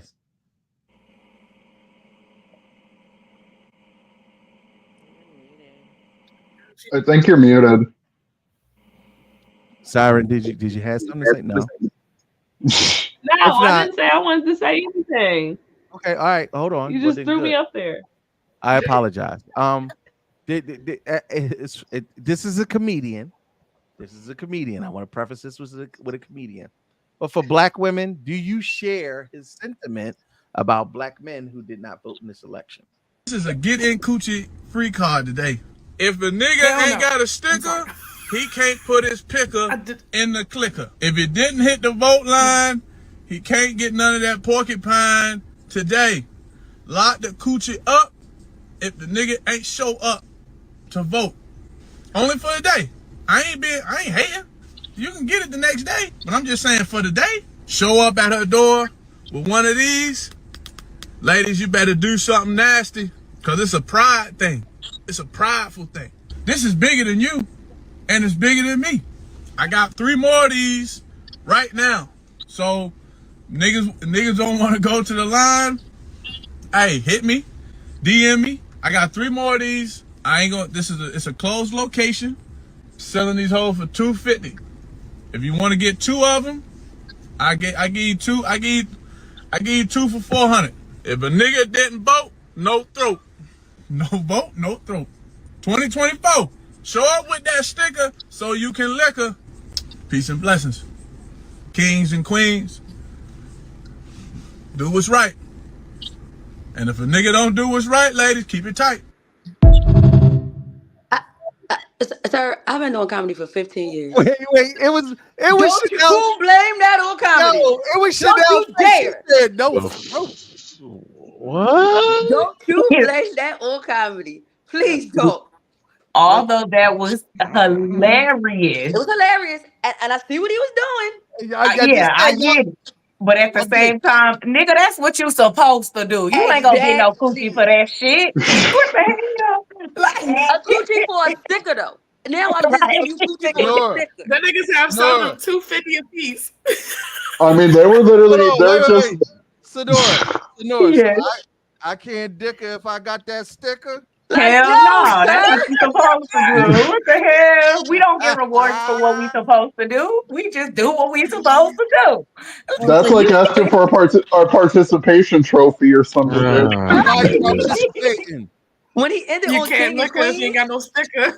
No. But then he tried to be uplifting. If you ain't go out to vote. That shit was funny. I don't know what's wilder, that or there was like another person that posted like a video about you don't get to nut this November if you didn't vote, like no nut unless you voted. I saw that. Yo, we don't take nothing serious. That's really the problem. It's so unserious. Black folks always gonna have jokes. Actually, I appreciate that. We got about another few minutes in this, and I want to go back to the messages and the commercials and the propaganda. I got 2 commercials from Trump and Harris. Lord. Both have widely been basically demonized. They said both of them before you play them, I love you guys. I'm out. I have to work in the Bye, morning. Good night. Hey, Kurt, can I hold in? Go ahead, Cam. Before we kind of transition into that, I wanted to ask a question I was going to ask Stitch on one of her prior statements. As far as what you had said, Stitch, about getting involved, like your vote, like not matter, like how you feel like if your vote doesn't matter. What do you do to get over that fear of that? If that makes any sense, like if you're like have like that crippling fear of like your vote not mattering, and then you feeling like you can't get involved somehow. I feel like my vote matters. The person I know doesn't feel like his vote matters. The first time I voted was in the 2020 elections, and I felt like my vote did not matter at all, and I did not want to vote in this one. But I guess to get over it, honestly, I kind of just took a deep breath and I plunged. I went into it because if I don't do anything to try to get change, then nothing's going to change. I always got to try, and that's something that I believe in. So whether I had doubt that it wouldn't matter or nothing would happen, I was like, I gotta do it anyway. So you just took a plunge into the deep end, pretty much. Yeah, with research, of course. I'm not out here just filling in ballots all willy nilly, but I saw the note that. Yeah, I saw that too. Shout out to Brain. Definitely appreciate, especially the dialogue that we've been having. I wanted to go back. I wanted to kind of circle back to the propaganda. Mm-hmm. Yeah. The commercials I don't know about y'all. I done got a shit ton of papers in my mailbox. Yes, in the Oh my text God. messages and Text emails and messages, I'm not mailbox gonna lie, my phone full. dry after this election. I was texting them people back and everything. He's like, so boo, what we doing after this election? I'm saying though, I'm free if you trying to see what Yeah. but if Trump in, we gonna have to save a couple We dollars. gonna have to sneak out. this shit got me up past my bedtime because Brittany no. and Asia already know I be in the bed. Sonora, baby, when I tell you, listen, I felt so I don't even want to get into it. I wanted to do this stream just because setting my own personal shit right. But that's neither here nor there. Elections come and go, but this one I feel like it's profound and just it's so different. I've never seen commercials like they've been showing. Like certain and I'm trying not to cuss, but certain shit is just a decorum in politics that is no longer there.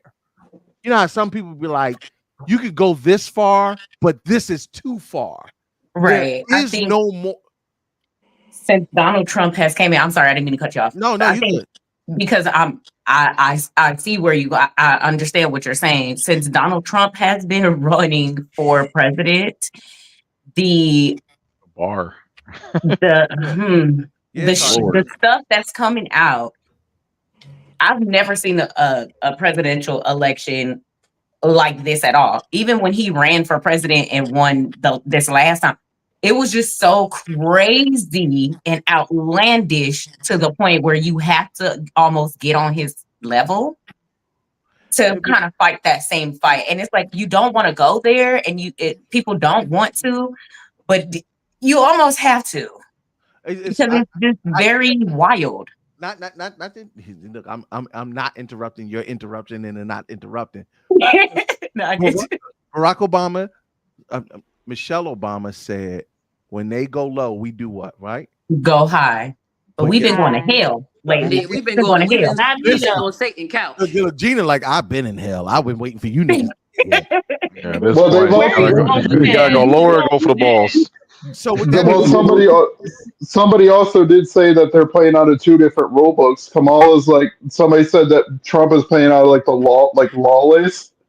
I forgot what they were saying, that what Kamala's part of it was, like more like graceful or something like that, but they're playing out of two different like playbooks. Yes, Cam. So I want to play this, right? Mm-hmm. I'm gonna show you, and I'm giving you a warning. This is a very Jewish-centric commercial, specifically directed towards Jews, about Kamala Harris. They played that on TV? Listen. Oh boy. You up, ain't it? Did you watch the news lately?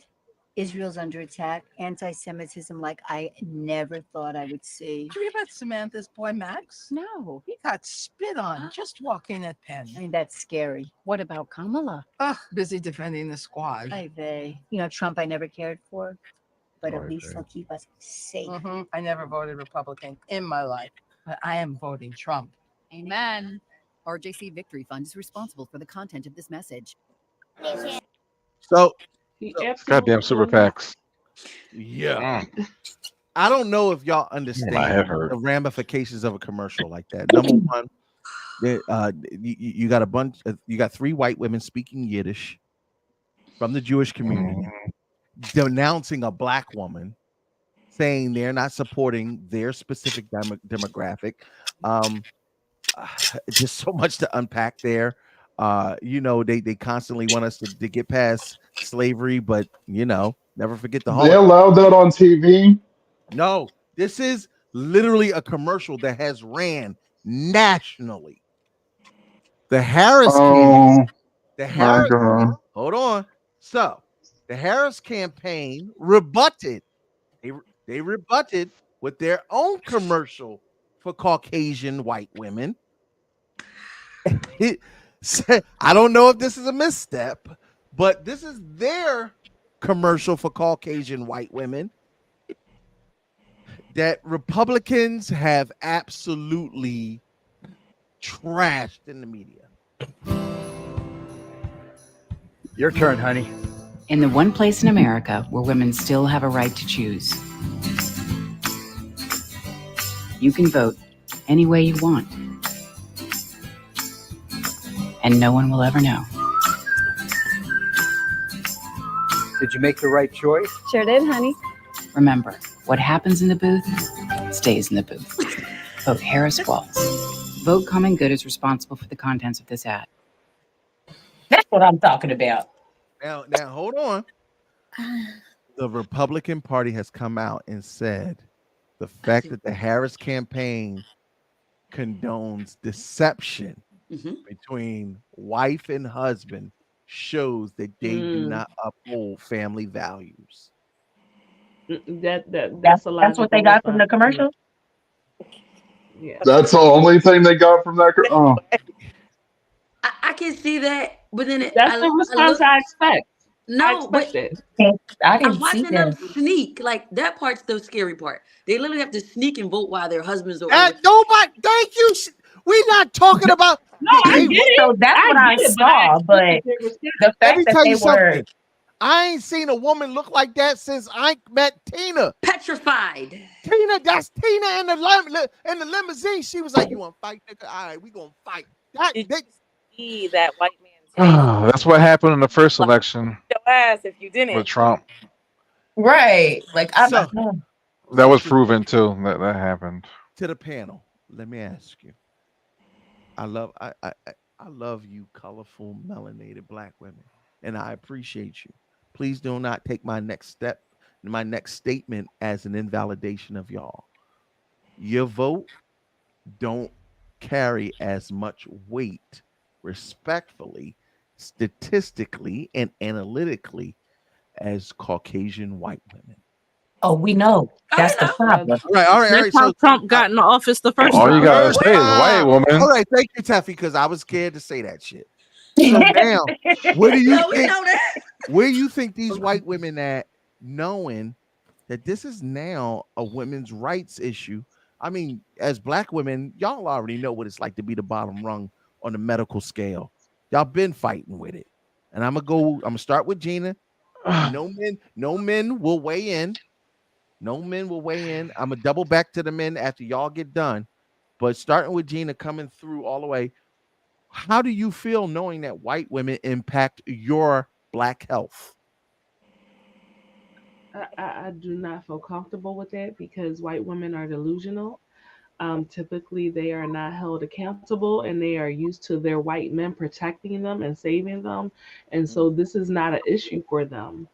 Their reproductive rights in their minds are not at stake because Bobby or Taylor or whoever is going to make sure that they are okay. That is a black woman's problem. That is a Latino woman's problem. That's an Asian woman's problem. That is not my problem. They live in a bubble. And I'm speaking generally, not individually, but they live in a bubble. And so my fears and my problems and my issues, respectfully, are not necessarily theirs. They're not voting the same way I'm voting, not with the same urgency. Got you. Y'all, your viewpoint still aligned. Sonora? I agree with everything she said. I don't think that, like he stated, my vote does not carry as much weight as the white woman. She doesn't have to worry about the same things I do, being a black woman. You know what I'm saying? When I go look for a doctor, I'm looking for a black doctor.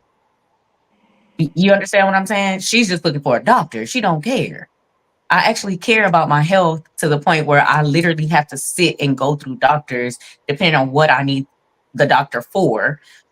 Granted, I've had the same doctor since I was 17, but I had to search for that black doctor. I live in the state of Texas. It's not many of us as we would like it to be. I live in a red state. So I don't have, when I walk out the door in the morning, I have 2 strikes against me already. I'm black and I'm a woman. So I have to fight 2 times harder for everything that I need and fight even harder for what I want. So her vote carries much more weight than mine does. Her voice is going to be heard before mine get heard. Her tears are going to be wiped away. Mines are going to be, oh, get over it. You're strong. You got this. You know what I'm saying? Like, now you just bitching and complaining. Where she gets her tears wiped, my tears don't get wiped. That's real shit. Chanel? Hold on, baby. You got to unmute. You know, white women love crying too, honey. Listen, baby. I agree with everything that was said prior to me. Just an experience when I had my son. I didn't even know you could dilate 13 centimeters. I was saying I was in pain, and I was being ignored to the point where my son almost hit the ground. But, and that was because my black OBGYN wasn't working that evening. I was like, the entire day, like my pain, everything was just, I was being dramatic. A year later, I have a friend from college. She has a baby. My friend that I know, she doesn't look like me, but the baby's going to look like me. Go to the hospital with her, and it's a different experience. Same hospital. It's just a very different experience. They don't have to go through what we go through. Like, we're fighting literally every day. We fight for our kids. We fight for our men. We fight for our brothers. We are literally fighting all the time. All day long. Like, and literally, you guys did a great job tonight, but we already know Taffy got the MVP because the way, baby. The way she shot it in. Yes, I'm up my bed, baby, because I was comfortable. But I needed to get on here because it was just like, yo, I can't even let her fight alone. That's where I'm boom, there it is. Air high five. Air high five. I was not about to let her fight alone. I'm sick of us having to fight alone and drag men to see our point when we're literally struggling and dying. But when y'all down, oh, we 10 toes, we finding all types of stuff. You ain't looking for us. You're not looking for us. But when it comes to this moment where Kamala needed black men, I want to see the numbers. I really do. I really want to see the numbers. You ain't gonna get no argument from me out of that. Teffy is always the MVP. I listen. I set her up as best I can and let her cook. She alley-hooped the shit out of that shit. I honestly, you know, it's funny because Siren by Night said to me, she just said, "Well, what are you doing?" She questioned me earlier because I keep it real about my viewpoint on the voting process. She said, "Well, what are you doing in the fight?" I said, "I do what I can. I give a voice to the soldiers if I can, if I can." And the fact that y'all felt compelled, because you know Teffy can hold her own. We coming. I love that because that gives me hope for us as black people. A lot of times, y'all remember Montgomery? Them white folks attacked us, and niggas came out the woodwork to whip somebody's ass. Right? Baby. Mm-hmm. Glorious. Chairs and all that. We love that moment, but unfortunately, here's a moment that's bigger than Montgomery. Women threw the white cap in the air, and they said, "Hey, black man, here's your opportunity to come support us." Depending on this election, do you feel like you were supported? Britt, I'm gonna go right to you. Well, the way the election is currently looking, and the way, like Siren said, I'm assuming it's going to go. No, I don't, and that's not every black man, obviously, but like it was said, I would like to see the numbers. I've never felt protected by black men.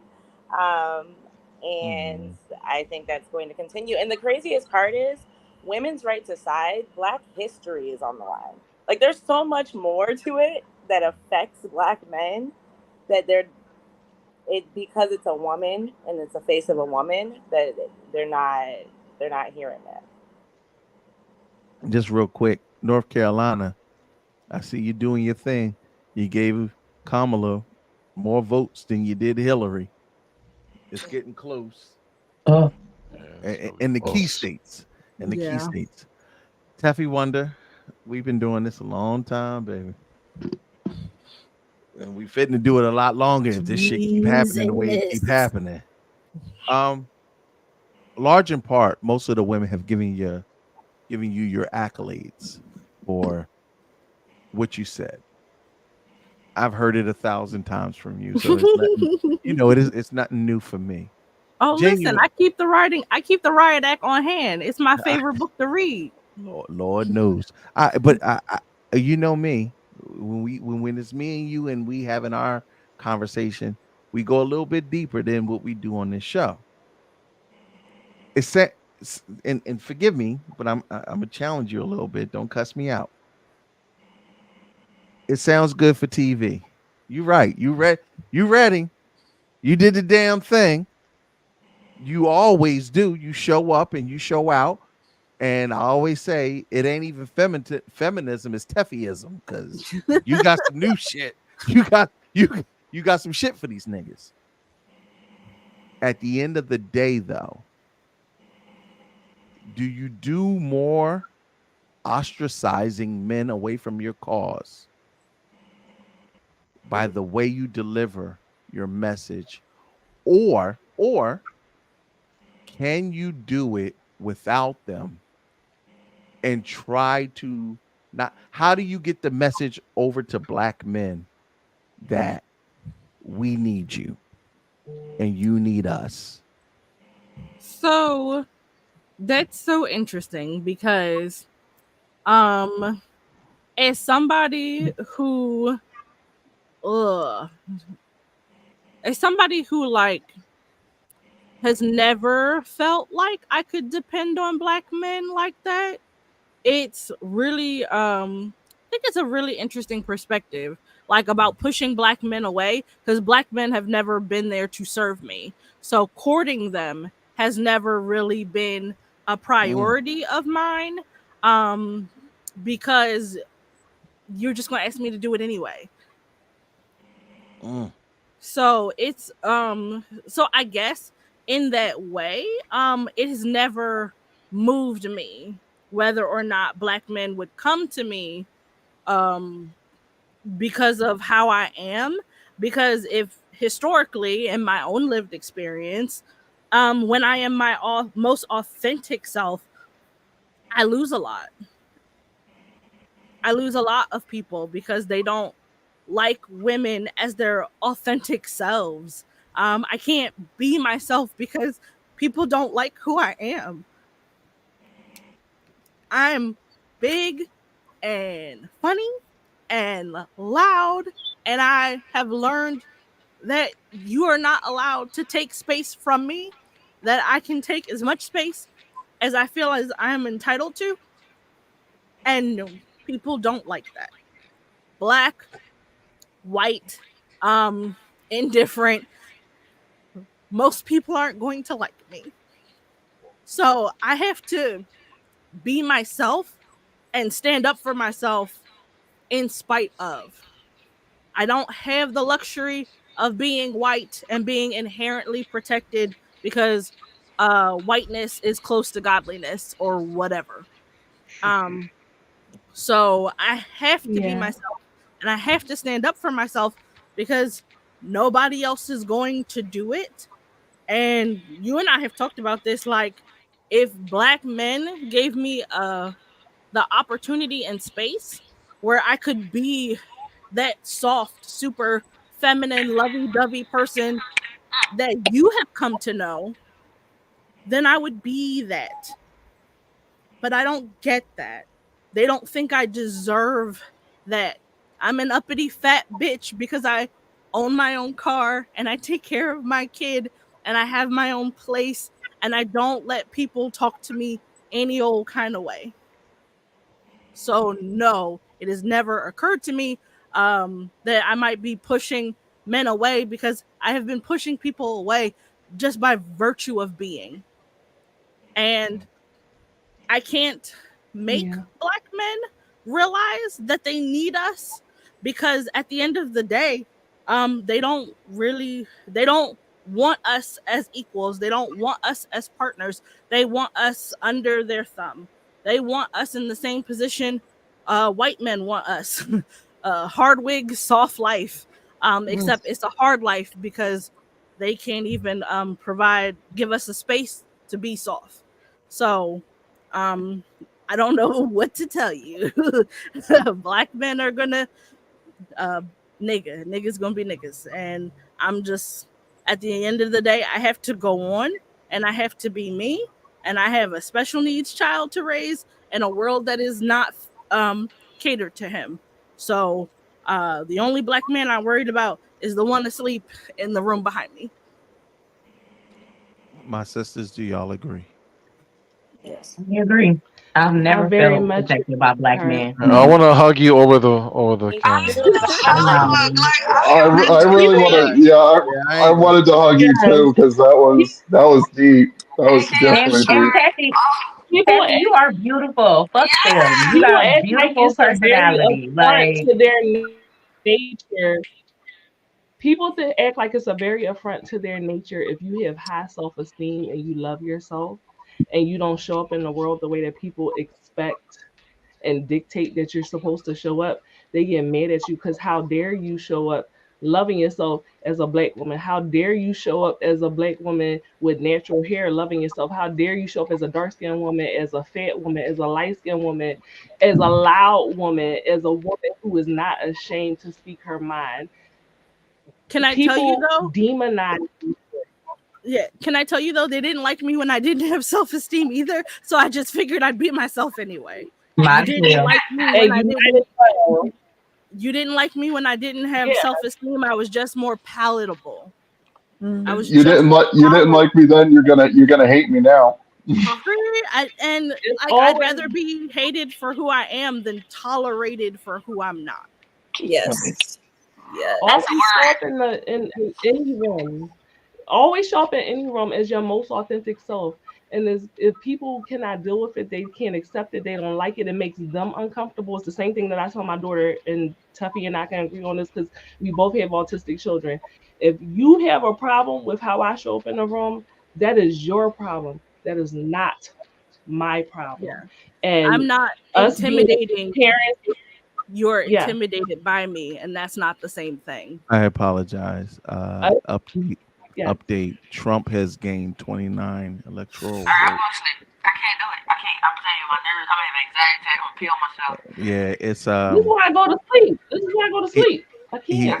He's 40 points away from his minimum for the electoral college. This says 20. Amani. Hi. Oh, hold on. Let me put that shit down. I'm gonna go to Amani and Gina next because they are next in the discourse. But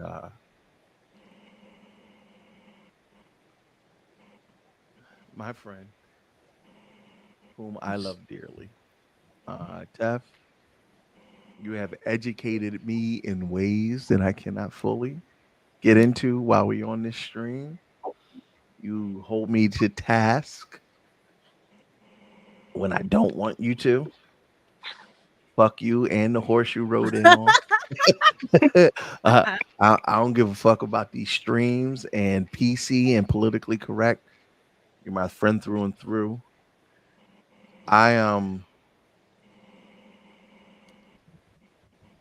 When you look at Barack Obama was elected to the highest office in America. And I remember where I was. I sat there in a room full of other federal employees, workers, people of high ranking official. And I watched on this huge ass screen and I was like, oh, this is dope. This is a dope moment for Black history, but it didn't really, I didn't have any emotion behind it, if you will, respectfully. It was cool. It was a historic moment. You know, we lived through shit. Our generation, we lived through a bunch of historic moments. This feels a little different. because I've never seen so many faces that I love, like love, and I appreciate, and that look back at me and be like, well, what did you do? Which is a crazy fucking feeling. Crazy fucking feeling. Because as a black man who holds up to the highest standard, I protect black women. Do you? Do you? Do you? I mean, like legitimately, Cardi has been championing it all night, and I'll take nothing away from that good brother. Honestly, out of all the men on the panel, Cam, you just joined, so hush up.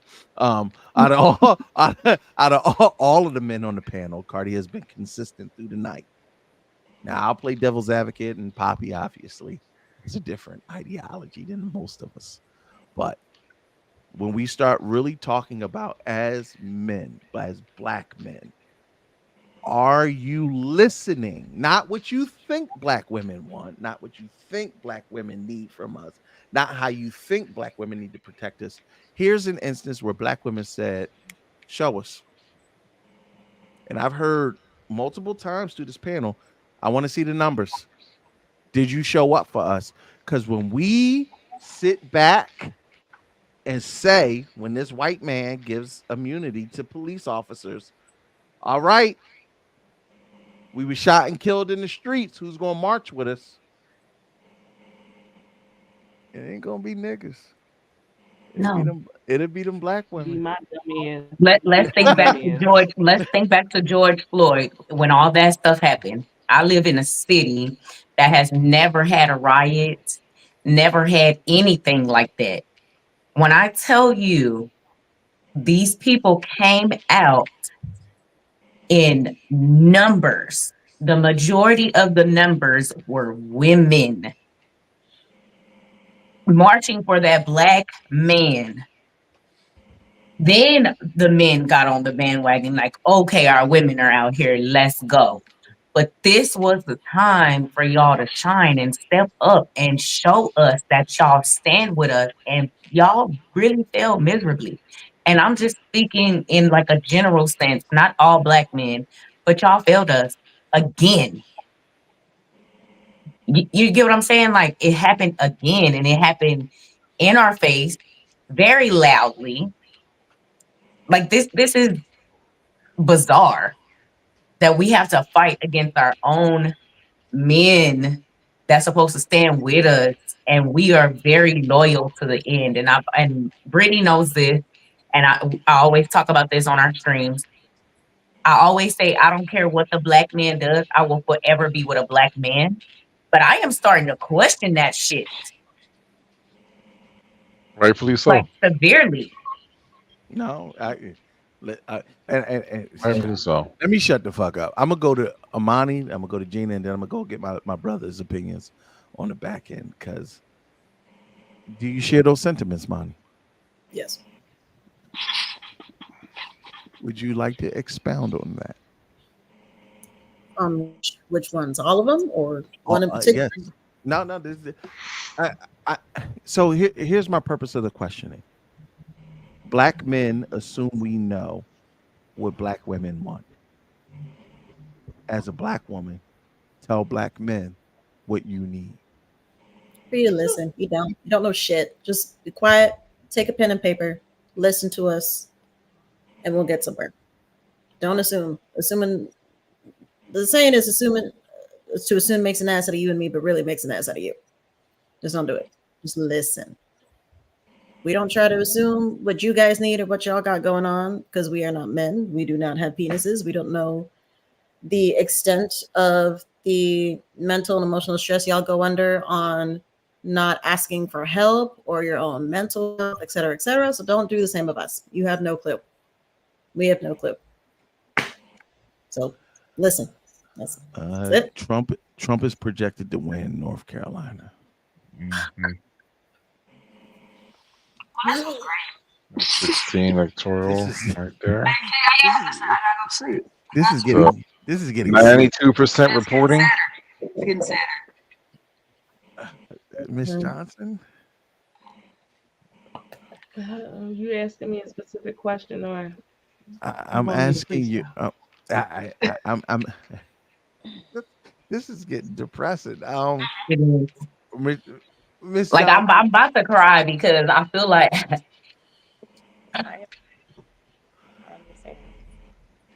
If you want to know it's sad. if you want to know if I've ever felt protected by black men, I wrote an entire blog piece for Unicorns of Vodka where I stated how I've never felt protected by black men whatsoever, from my father to my brothers to my cousins to my relationships. I've never felt protected by a black man ever. And I hope I am raising a better black man coming up out of my household that will make black women or whatever woman he chooses to love respected. Um, More so, my focus will be on my daughter, who she has to face the fact that she is black. She has to face the fact that she is a woman. She also has to face the fact that she is autistic, along with other things. So she walks into the world with 3 strikes against her.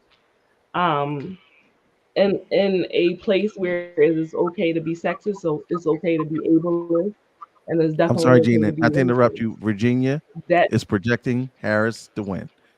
I just wanted to throw that in there. Or I'm that. sorry. Okay. No, that is I'm sorry. I'm just like that is I my wanted to I wanted to infuse some positivity. It's 182 to 230. I got 210 to 230. Where you got 210 from? We need that. California. Remember, California's not in yet, and this is the BBC. And the Associated Press have the numbers a little bit different. So, yeah, it's a little bit different in different places. For copy, and let me. Yeah, she up 2 million votes in California, so she got that. For copyright reasons, we have to do the BBC. BBC is on the other side of the world, y'all. All right, BBC. So they don't get the national information. Like, oh man, I can't.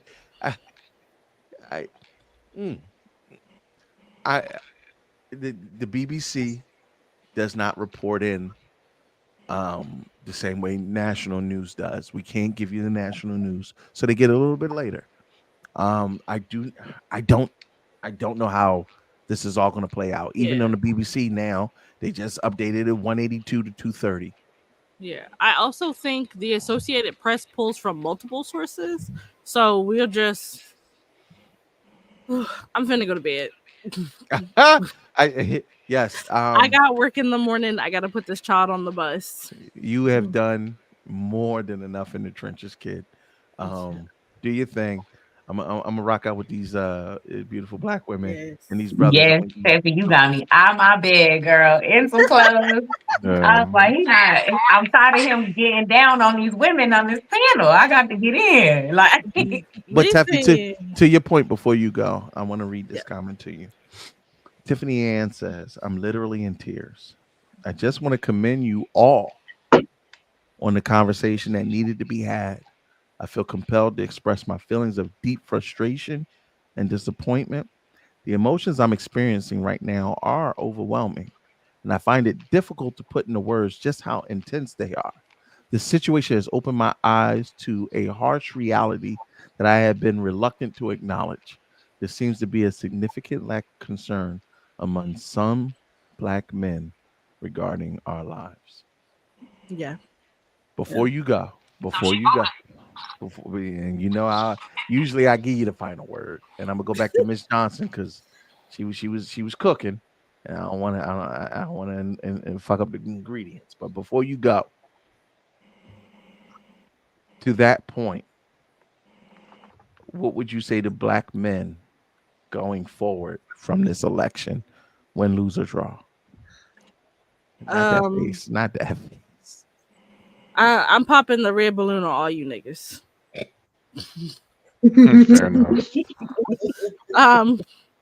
Listen, when we don't have no rights and we can't open businesses and we can't donate to your 50, no, I'm not gonna be negative, but when we donate to your kids' softball teams and stuff like that, y'all want to see us laid so low, and it's just don't expect anything from us going forward. You wanted traditional values, and y'all want to go back to the way things were. Most of y'all can't take care of yourselves, and you expect to take care of a household, to pay for a household, to be the leader of a household, and all this other stuff. Like, that's nuts. But that it's going to be okay. One thing that my mother and I actually had this conversation the other day.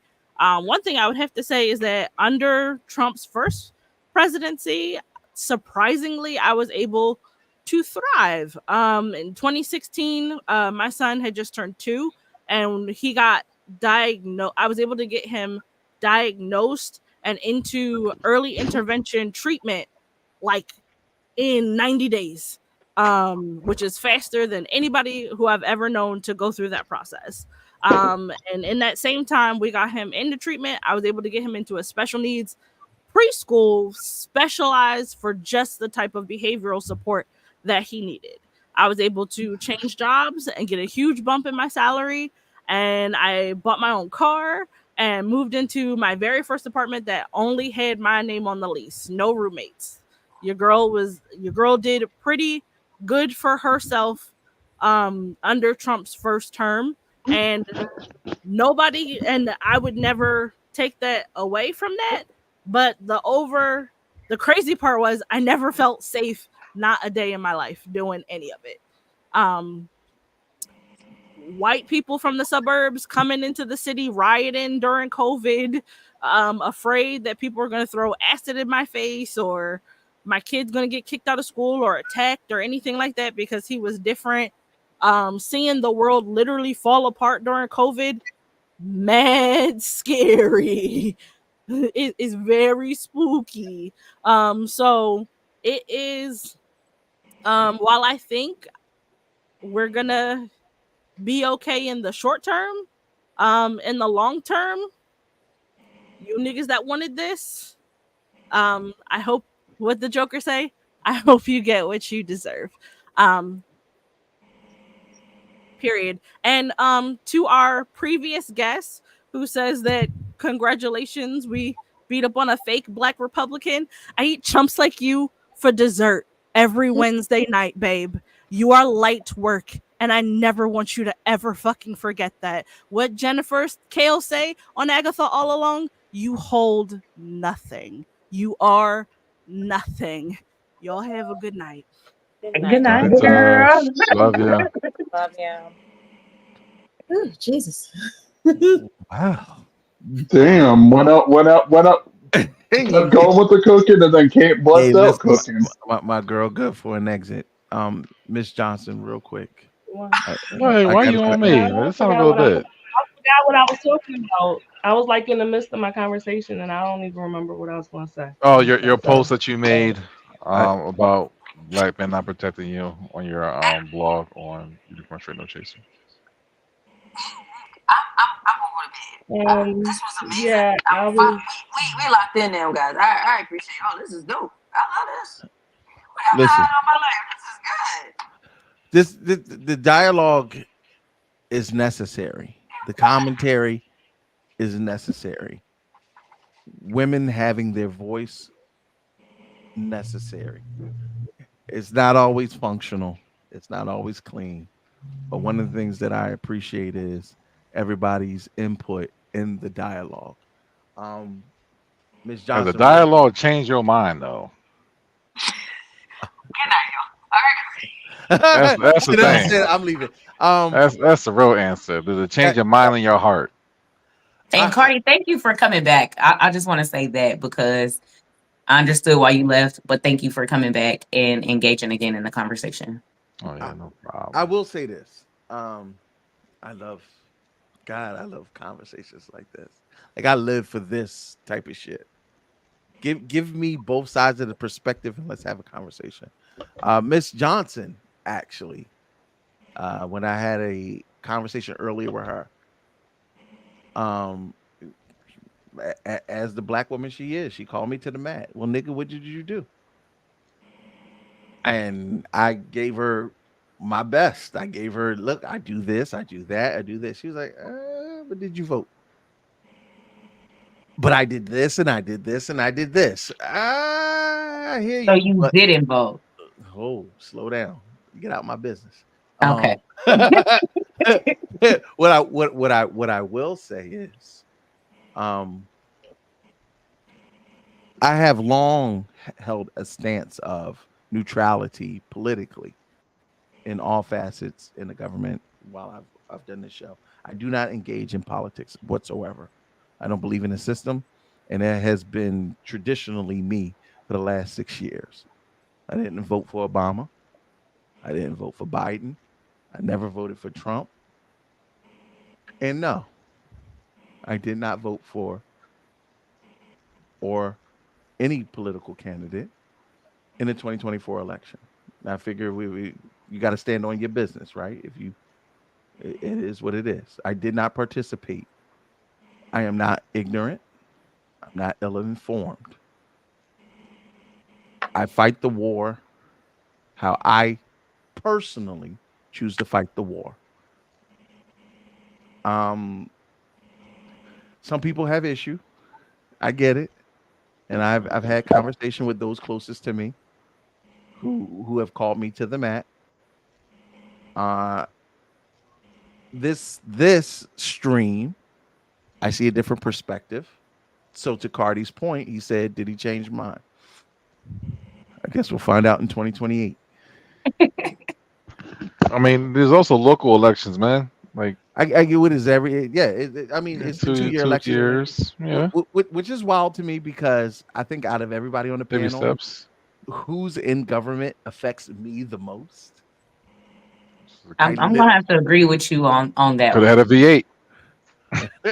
but I want to go back real quick. And Siren by Night, I know the stream was a little bit hijacked from you. I just want to ask you this because I know it's winding down. It's getting late. Something you said to me earlier. You said you did not want to leave a mess for your children. Right. Going forward. Why is that important for you? Why do you feel like it's your job to clean up a national mess for your kids going forward? And do you feel like that's a realistic goal? Because I'm a parent. And so when I took that job on, I was meant to try to leave my child or my children, as the case may be, in the best case scenario. This is not the best case scenario. And anything that I can do to contribute to a better world and setting them up in a better position, I'm going to do that. So if it means that I need to protest, if it means that I need to focus on generational wealth, if it means I need to provide a certain type of lifestyle so they don't have to live in certain communities, that's my job. That's what I'm supposed to do as a parent. It's about sacrifice. So other people sacrifice so that I could live a more comfortable, equal, less dangerous, more progressive life. Why wouldn't I do that for my children? And you've been an advocate for protesting in the past, correct? Quite many times. Do you at any point feel like for multiple reasons your efforts were ever in vain? That's the energy that I'm struggling with at this point in time. There's a number of people, a significant number of people that worked really hard to get 45 out of office, and so to turn around and see him being up for being elected back into office is like a slap in the face. It's a slap in the face. I don't. If I allow myself to focus on it, I don't find it funny. I don't find it comical.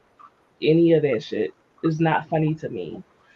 Because if I sacrifice my time from work, my time with my children, my energy, my finances to go out on the street. I put myself in harm's way, possibly to be jailed and any other retaliation that was going on around that time. If I do all that for y'all to make, not y'all, but I'm saying people, to make jokes about putting Trump into office, that's offensive to me. That's offensive to the people that were out there sacrificing their time and their finances and their energy and their efforts. It's a slap in the face. Because people reap the benefits for the people that get out there and do that shit. They reap the benefits while they sit on their ass and complain about shit and they don't vote. It's annoying. I don't like it. I'm tired, so my filter is. I ain't mad at you. I ain't even mad at you. To that point, I'm gonna go to Cam real quick. Cam,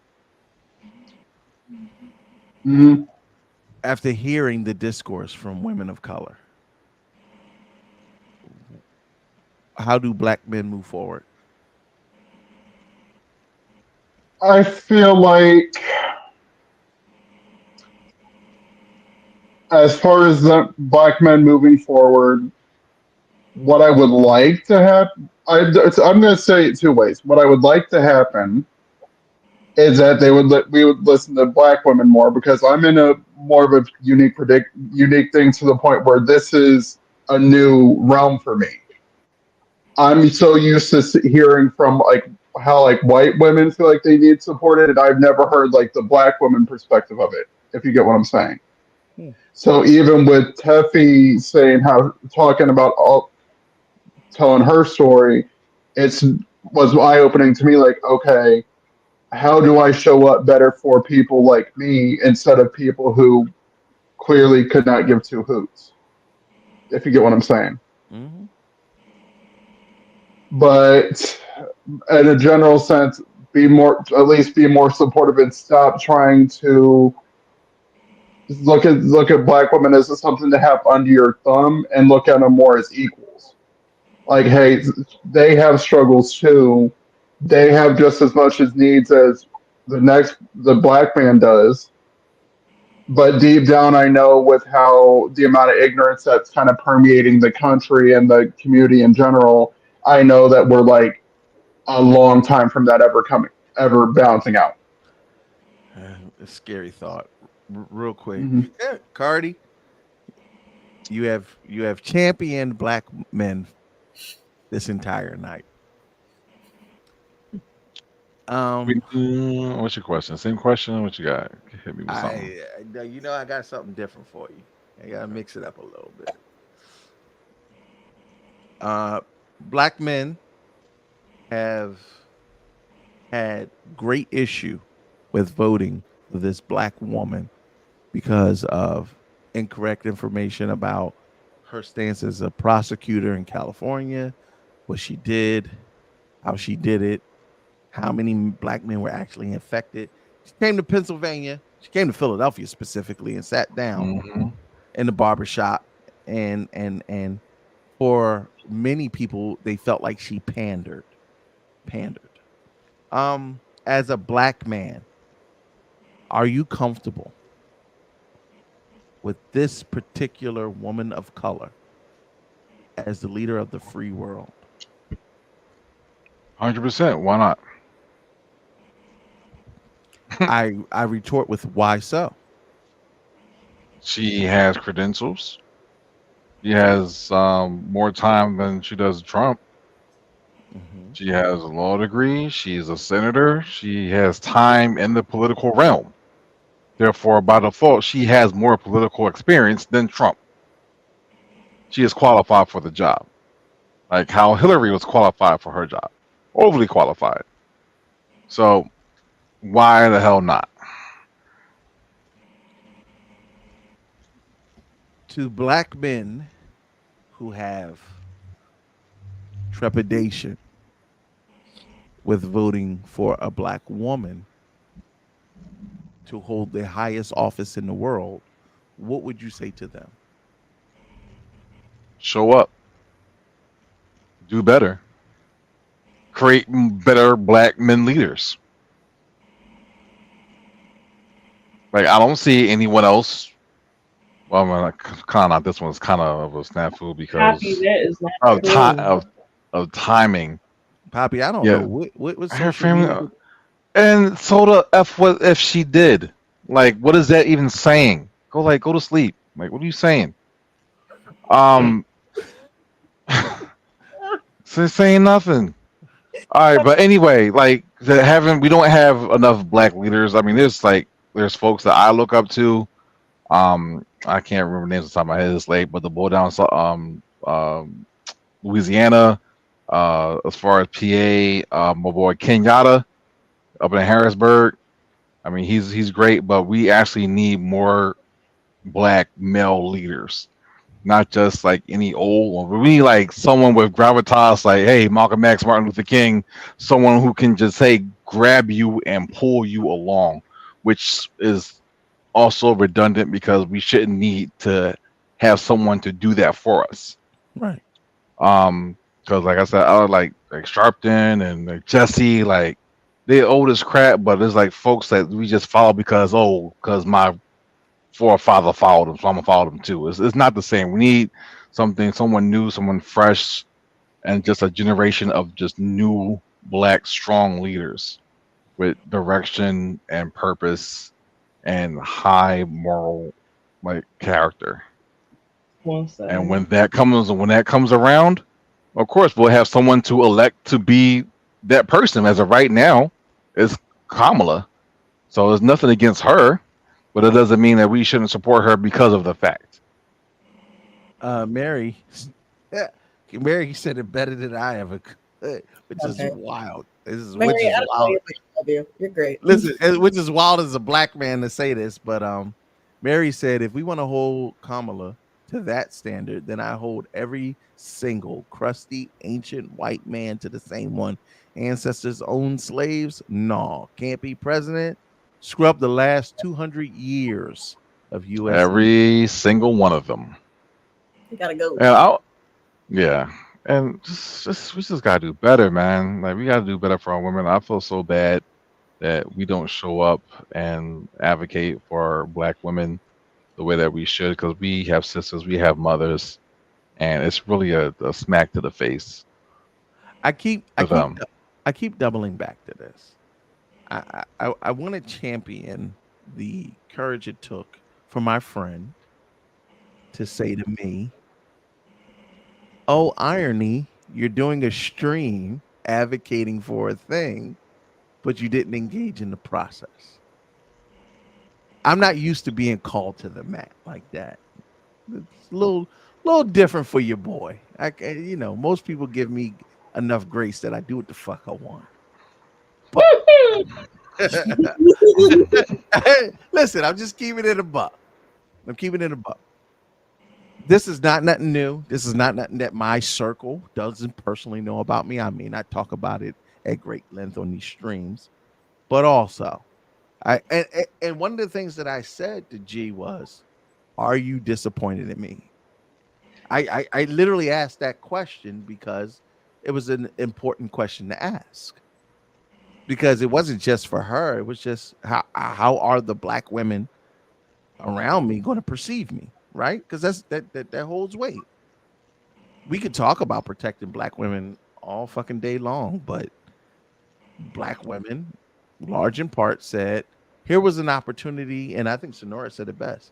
Here's when we need you to show up. Did you show up? I want to see the numbers, nigga. Can't say it no more realer than that. Going forward. Oh, Poppy, hold on. I'll put your comment up later. Don't even do it, man. It's I'm so tired. Dumb as shit. But I laugh because when we talk about accountability, when we talk about things like this, Harris is up Harris is 182, Trump is 230. And in my mind, I'm thinking in any rational world, who is genuinely going to side with the side of tyranny? But time and time again, humans prove themselves flawed, uninformed, and ignorant, and shit like this happens. There's more of them than there are us. I'm gonna just say this. I'll stand on my business and deal with consequences come after this. But for a lot of my brothers, you better have a very viable excuse or be able to articulate your why or have changed behavior moving forward. Because one of the things that I see amongst the consensus of these young women is we do not feel like we can trust you. Without a unified front, we're fucked. Period. And if I'm saying something wrong, check me. Please. Wait, are you saying that you don't trust women? No, I'm saying women don't trust us. But they're still going to engage the same. Right. And that's the grace part that I love. Because as much as we fuck up and fall short, you still love us for who we are and hopes for us to be better. And that's why the sooner that we need to fucking recognize it, they can check us all day and night until shit change. That goes back to what I was saying earlier. Like, I don't care what the black man does. I'm still gonna be with a black man because I love us. Like, if that makes any sense, I love us, but I need that back, and it's making me question whether I should even feel like that. Should I be loyal to the black man because they're not necessarily loyal to us? It shows. It shows. Your horizons. That's what I would suggest. I said what I said. There won't be no homogeneity. No, ain't gonna be no integration. Is my preference for a black man? Yes, but should we close ourselves off to love and with other ethnic? I'm sorry, Miss Johnson. No. We shouldn't. Y'all don't close yourself off, so why the fuck should we? That's true. That's true. I love you ain't gonna advocate for no integrating, homogenating up on here. I'm advocating for whoever advocating for me. How about that? The white man gonna save you. I heard that. Yeah, the Team white U. man gonna save you. I didn't say no, but I didn't say I was going to white Let's men. make this clear. Let's let it be said. I save and complete myself. I invite people in to add value to my life, and that can be anyone in any ethnicity. I'm complete and whole alone. I invite you in to add value to my life. Yes. That's what it is. And if you don't, you gotta go. You gotta go. Well, Thank you. I wish you and Winthrop the best. Winthrop. Winthrop, that's not like money. That's old money. On our yacht. Randolph and Winthrop. That's just we back.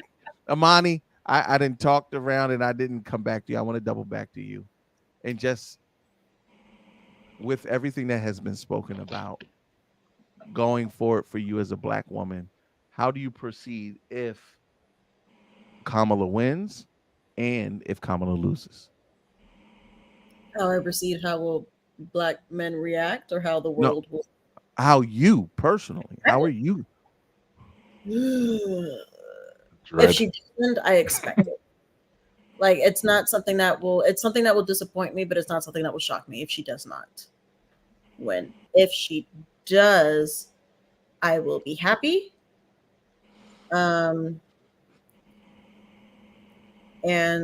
I will hope that she can follow through on her promises to better the country and protect everybody.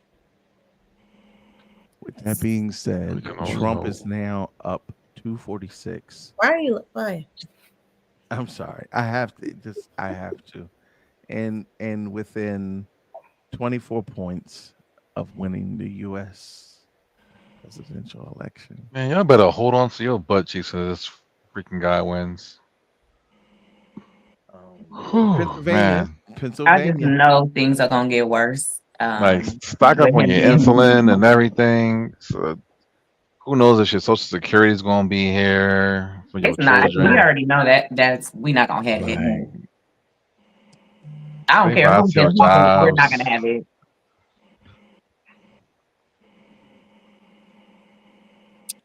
He caused so much fucking rift. Jesus, it's just so many people who are just ignorant.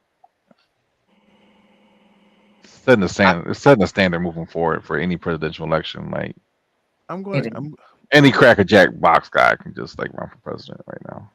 Maybe I should go run for president. I Why don't know. not, Sonora? Because I'll vote for you. I hope. What you would vote for? There we go. That's what I'm talking about. Well, thank you. I'm gonna say this. Under the Trump presidency, we survived. Barely. No, we didn't survive. You can't say that. There's millions of people who died because of him. That's why they're barely. Died. It's just so much trauma. Like family members died. Like it's crazy. You survived. Everybody on this panel survived. Barely. I'm not taking that away from anybody. Feel how you want to feel politically. Half of this country feels like this is the direction that they want to go in. I could scream to the mountaintop how I feel about this country, but I just want y'all to take that away. More than half of this country feels like this is the direction they want to go in. That's a scary thing. Like, yeah. It's like how many dicks Trump's gonna suck to get his way? Half of the country plus some disagree with the majority of this panel, and they want to go in the direction that Donald J. Trump is taking them in. The question becomes, what do you do next? You don't know what the direction. He doesn't know what the direction is. Like, it's not his direction. I disagree. I think it's not his direction. Like the 2025 playbook is not his. Like he's just the figurehead to get other shit done. Like, I'm finna do what I did last time. Do whatever save your money. Protest, march. Trump is projected to win. Yeah, Gina, I don't feel like marching again. Trump is predicted. I marched with you. Remember, I marched with you a couple of times. Just to give you, I had to harass. That's the crazy thing. I really had to harass people to come out and protest with me. Like, y'all complaining, come on out with me. You know what I mean? Get out. Trump is projected to win Georgia. If he wins. No, I will say this: if Trump gets us out of the war with, like, if we just stop sending like money and weapons to Israel and Ukraine, then I'll give that nigga a head nod, like Why would you have any reason to believe he would do so? I don't think he would, because he's saying that he will, but I know he won't. I mean, you can't say, okay, Jews will not replace us and say, oh, they're good people. At the same time, be like, we love Jews. Like you see how he panders to both sides on every situation. It's like he says whatever he needs to say in front of exactly. It's just like, So I want to say this. New World Order. That's right. NWO. I just want to I want to explain this real quick for those that may not know the numbers. If he wins Georgia, he will have 262 votes towards the Electoral College. He needs 270. Kamala is already projected to win California, which is like 50 something. 54 votes. 54 votes. 54 votes will bring her to 236. 236 to 260 something. She'll still be behind. What's left? That's what we're waiting on to see. Pennsylvania has not certified their votes. So that's 19. That's 19. And I don't trust Pennsylvania as far as I can throw them. If we get like Wisconsin, we're gonna get Minnesota. We should get Minnesota. So that's like another 10-ish. I bought this. I bought this bacon. It's like waiting for a parlay to hit. It's like you just scared to death. You just waiting. Like, I need like 5 more points. Man, get 5 more points on the over. You might as well start drinking out the bottle at this point. No, This is full of wine. Nora, I bought this bottle with the full intention of only having one glass, and I said, depending on how this show go, will let me know how this election is gonna go. I see you almost got rid of it. You might as well just. Kamala lost for about 2 This million thing almost votes. done, and we almost God at 1 o'clock in the damn. morning. With 10 minutes left in this, This is gonna make me drink. Like I have, like, oh my god, I've been doing so well. not me. I'm about to fuck this bottle up, and I'll be going out tomorrow because New Hampshire and Maine are Lucky still you. in. New Hampshire like Maine like 3. Really lucky me. 4 points. I You am. get to call out. I can't call out. Well, I gotta go put my life on the line. And so, Sir, we only talk about calling out of work tomorrow. That's it. That was it. You going too far. I get it. Now, honestly, I've been a federal employee for a long fucking time. I done been in disaster relief areas. I done seen government at work. I done worked under Trump, over Trump, after Trump, before Trump. I done gave 20 years of my motherfucking life to this thing. And I will say unequivocally, you have every right to be afraid. It's making me second guess the Vote, paperwork I nigga. signed to go into the military. Like it's Nigga, making me vote. second guess. You see I, what I want to back out. So if this man win, I am going fucking AWOL. I'm not kidding. Like I'm not kidding. Because this is scary as hell.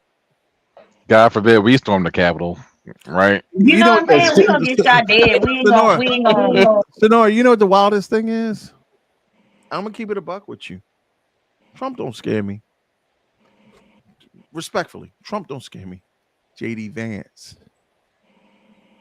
That's the nigga. That's the nigga that Because he's evil as hell. He's evil. He's the evangelical plant that they've been trying to prop up for the long. And if you think Trump is bad, JD Vance is going to be 10. He's gonna probably be feeding him shit to do and say as the press. Like you get what I'm saying? Like because that man is evil as hell. I ain't even gonna hold you. In the words of Brittany, that motherfucker is evil.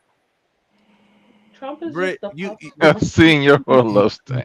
You've been real good about being patient, so. about taking your shots in your conversation, and I appreciate you.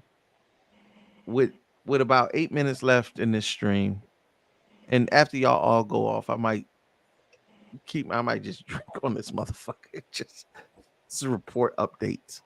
But because at this point I'm up, and the course of this country is so wild to me. Where we're headed is so wild to me. I feel like this is surreal. Like this is not real life. In your opinion, what do you say to future voters after this election? I'm sorry. See what happens. We failed you. Like it, depending on how it comes out, because it's the damage to our economy it's shit right now, right? And it's only gonna get worse. I, as a boy mom of 3 little boys, who love their mother, could only hope and pray that I am instilling in them the responsibility to be the best Black men they can be, protecting Black women, protecting everyone whose voice is unheard. I'm terrified. I'm not. There's no other way to say it. I've wanted to cry for like the last hour of this stream. The country is going to hell in a handbasket. And I'm here for the ride, I guess, because what other options do I really have? Yeah, that's where I'm at. So they're talking about conceding speeches. They're saying Kamala won't speak until Wednesday. Breathe. Wednesday. They are already saying like there are some pretty bleak outcomes in regards to Kamala being projected. And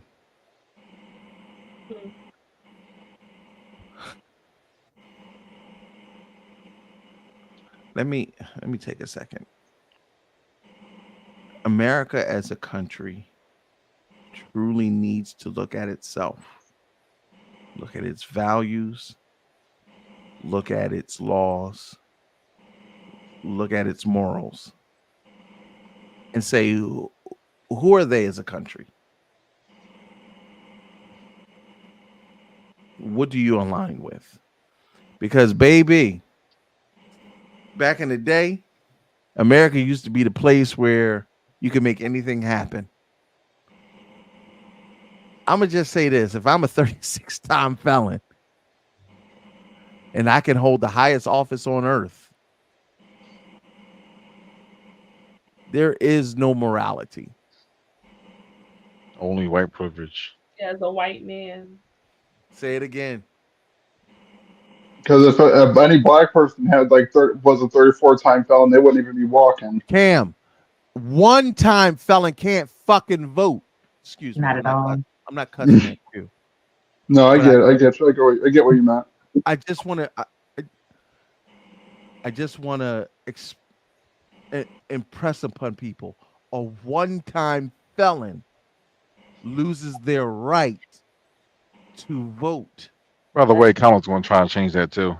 So, yeah. Locking y'all up as black men. Take that up. But this stream went much differently than I had anticipated. This is not how I thought things would go. I genuinely appreciate time and effort. I did not expect to go to 1 a.m. with a panel full of people. I still feel like the lady's patience tonight was absolutely phenomenal, especially when certain energies were called into play. But agreed. No, Cam, the women on this panel should be greatly commended to deal with a lot of foolishness that came across the board. I thank everybody for hopping on. At the 1 o'clock mark, I'm going to wind things down. I'm gonna allow y'all to get some rest. Some last thoughts. Can I get a last thought in? Oh, you already know I'm gonna go through the panel and get some last thoughts. There you go. It's 12:57. Yeah, I'm gonna allow people to get their last thoughts, and I will say that the current electoral college votes are 182, 246 Trump. Trump projected to win 2 key states. This makes me scared for my son. I have a son that is getting ready to turn 16 in 2 months. it makes me scared for my little sister, who's also turning like 13, 14, and next year. Scary. Mary says, y'all have insightful and passionate and far more patient than I could have ever been. I wish you all a safe remainder of the week. As you can, buckle in, friends. Thank you for the stream. Thank you, Mary. Always love. And I do want to say that I love all the women on here tonight for getting on, expressing the way y'all feel. I know this is a panel full of educated Black women, and I just want to commend y'all on that. And Kurt, thank you for having this stream so that everybody can be enlightened or rubbed the wrong way or express how this political campaign and this presidential campaign has made them feel. And thank you for letting me hop on all super late. You already know. Feels like a little too little, too late. But as somebody who will be directly impacted by all of this very, very shortly, yeah, man. I think me and you are kind of in the same boat. Yeah. Like Cardi said, can't complain, right? Yeah. I'm gonna go to final votes, and I'm gonna pour a lot more alcohol in this. I'm gonna go to Stitch first, and then I'm gonna go to Cardi, Siren by Night, Cam, Sonora, and I'm gonna end with Britt. Stitch, any final words? You better vote. If you choose to vote because you think if you choose not to vote because you think your vote doesn't matter, listen to people. And I apologize to the future generations or people with children who are coming up as teenagers now. And I will go down kicking and screaming until my last breath, until change starts to happen. Salute to you, Stitch. Fight the good fight. Better to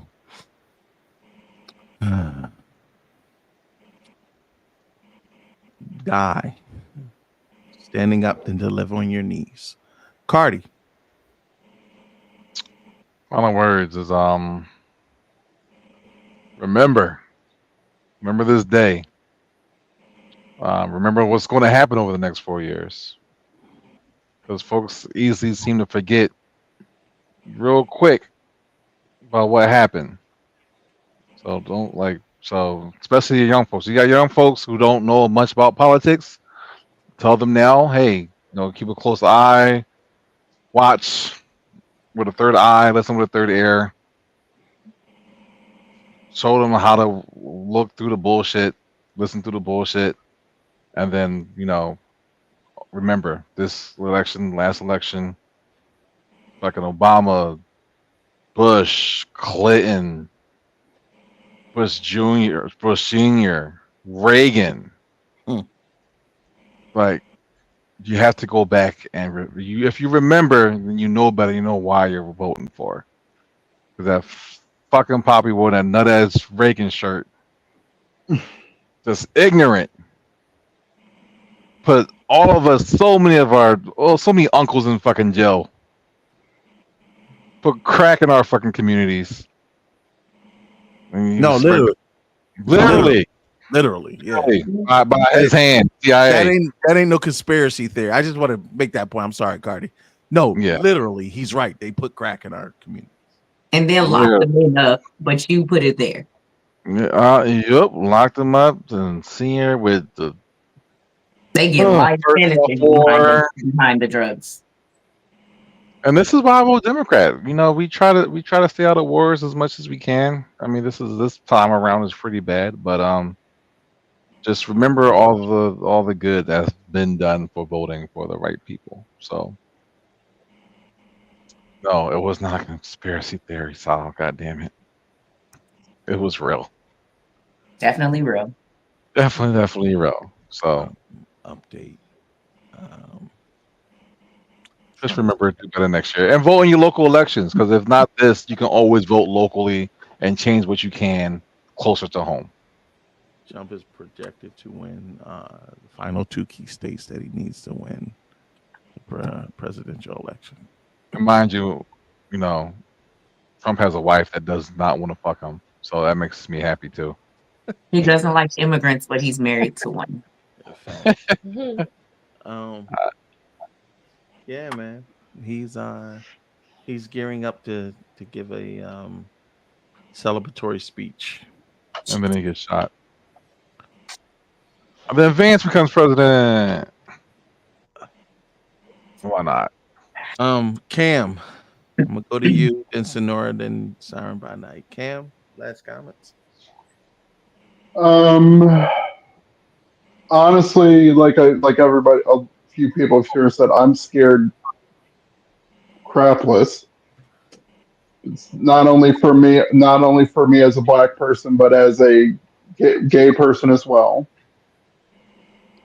My only advice in a situation like this is just to make sure if you don't have a solid support system now, you might want to start working on getting one. For sure. Especially with the rest of how the rest of this week could play out, regardless. Start getting the support system, start getting backup plans, because you're gonna need it. And that's it for me. Dual citizenship. Thank you, Cam, for that. Sonora. At this point, it is what it is. I mean, we gotta just take it day by day at this point. I do want to say that the women that are raising Black boys, let's do our due diligence in regards to teaching them how to show up for us. Because at this point, I don't know where we missed the mark with the men that we have now.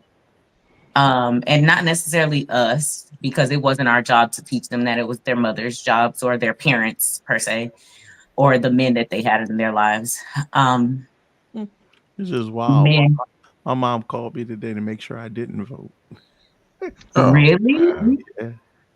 Oh, wow. Generational curses, man. Yeah. And that's another thing. Like, we have to learn how to break those generational curses. Black men, we got to do better. Y'all got to show up for us. Y'all have to. We are nothing without each other. Let me just point that out. We're a fucking team, and we need to start acting like it. Say less. Whew, Miss Johnson. Let me put you on the big screen. Why? Why are you putting me on a big screen? You know I'm irritated. Like, why are you putting me on a big screen? I know you over it. God, I'm blown away. Because we're exactly where I thought we were going to be at. I said it. I said it at the beginning. I already know that she wasn't going to win, and it's not that she couldn't have, but it's probably what Poppy was talking about all night was he wants people to be critical thinkers, right? But he himself is not a critical thinker because you are a parent to daughters. You're a Black man.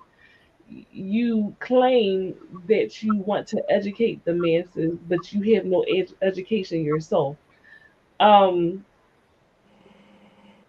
annoyed. I'm annoyed. I'm upset. I am angry. I'm disappointed because truly there is a large majority of us who do not know our history and do not understand that we are doomed to repeat shit. And I'm gonna be honest, I do not see things going well for us for a while. Yep. For quite some time. It's going to get worse before it gets better. I'm one of those people that believe that we have to have a race war. So I'm not saying a lot because I know the way I think is different than some people. Y'all better make plans for you and for your children. And I have children. I am trying very hard not to get emotional. But it really is a point where you have to be willing to die for some shit that you believe. And that is it has been my opinion for quite some time. Voting is not enough. It's typing whatever you typing on your social media, the content you're creating, that is not enough. You really gonna have to get in the field. You're going to have to do some things that you never thought that you were going to have to do. And That's a the lot Haitian in you. a lot of people are not prepared for that. A lot of people are not prepared for that. I'm disappointed. And so, and like I said, because I have children, I have specifically my daughter that is special needs. I worry about her a lot. I worry about her a lot. Because I'm not guaranteed to be here tomorrow, and I can't trust y'all motherfuckers to make good choices for her. So, yeah, I'm sorry that wasn't all rainbows and sunshines. Shit. No, this ain't the rainbows and the sunshine. There has Anymore. been sunshine here. This has been Not fucking heavy. Like I have had to. I'm writing phone numbers on my skin in case something happens to me and somebody has to bail me out and they won't give me access to my thing. Like it's different. It's different. And And we take for granted the shit that our ancestors did for us. We take for granted for the amount of courage and fortitude that it took for them to do the things for us to sit on here and talk on this fucking podcast. Okay, I just want to take a second. Yeah. And forgive me. National coverage is much different than what the BBC is saying. As you can see, the electoral college is not being projected the same way as being nationally, which is kind of odd to me. But right now they have 6 battleground states out.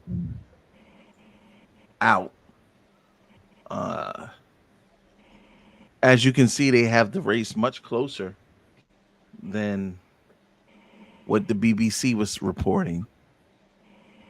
And I don't want people to leave here dejected. Also, I want you to leave here informed. We will not know until Thursday, definitively. Britt, you have the final word. So much pressure. I agree with everyone on the panel throughout the entire night, other than Poppy.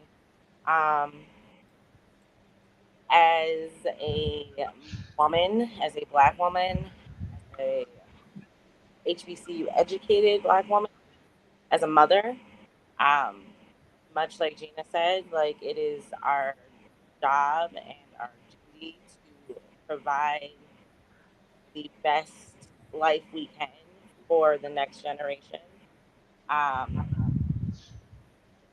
And if Trump wins, that's not the move. Not for people of color, for sure. Not for people who don't have money.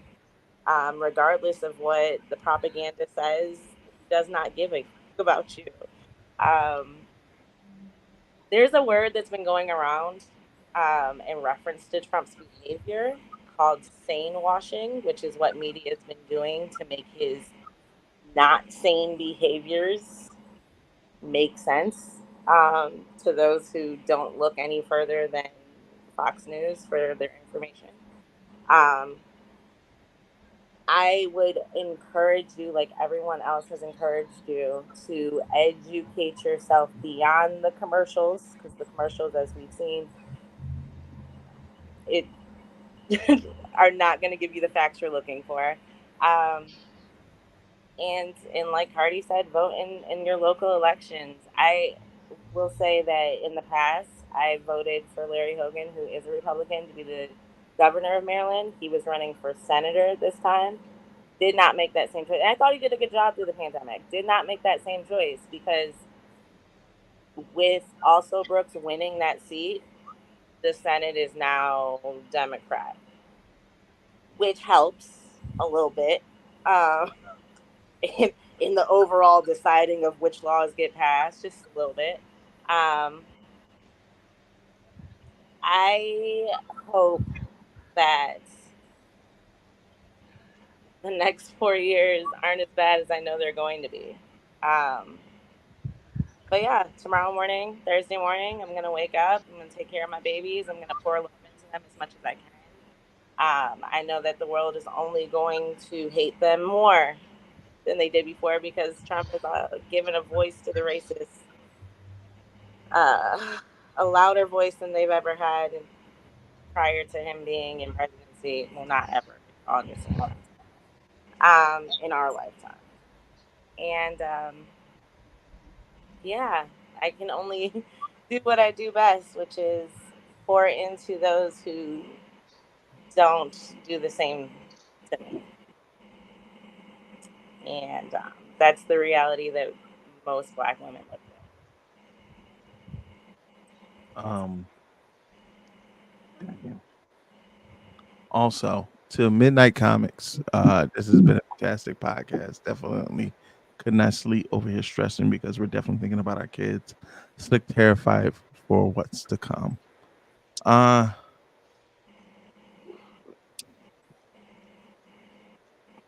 man.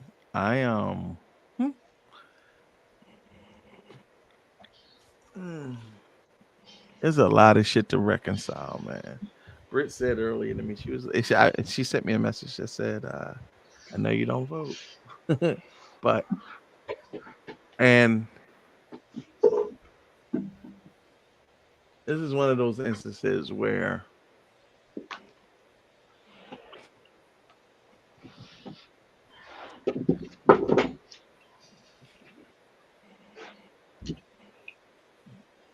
there's few moments in history where you could say you could be a part of history. I do not know who's going to win this election. It's still undecided. The Harris campaign, according to the BBC, is looking real rough.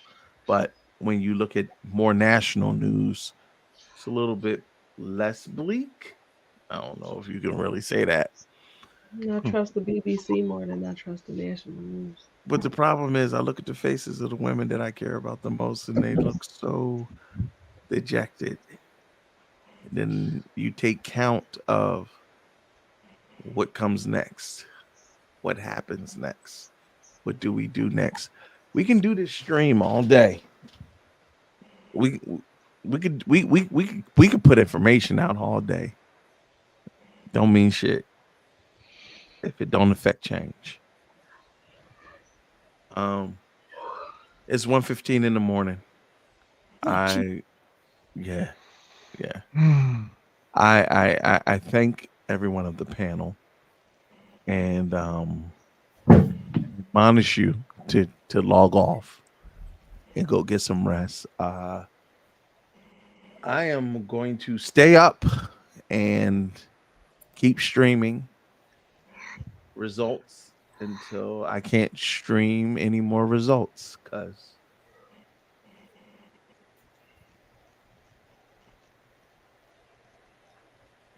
what else is there to do?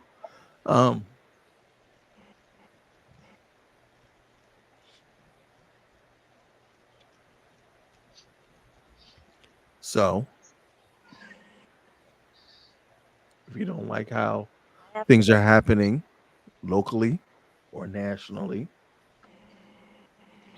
you've heard a lot of information over the last 5 hours over what you can do. What happens next, and where you can go. I will say this. I have Guy Fawkes, V for Vendetta, for most people who are familiar with it, but I got Guy Fawkes tattooed on my shoulder.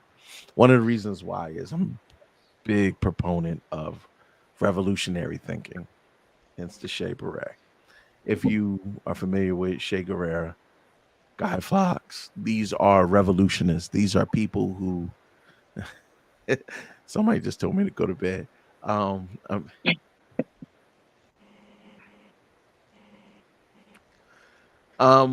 These are people who fight against establishment and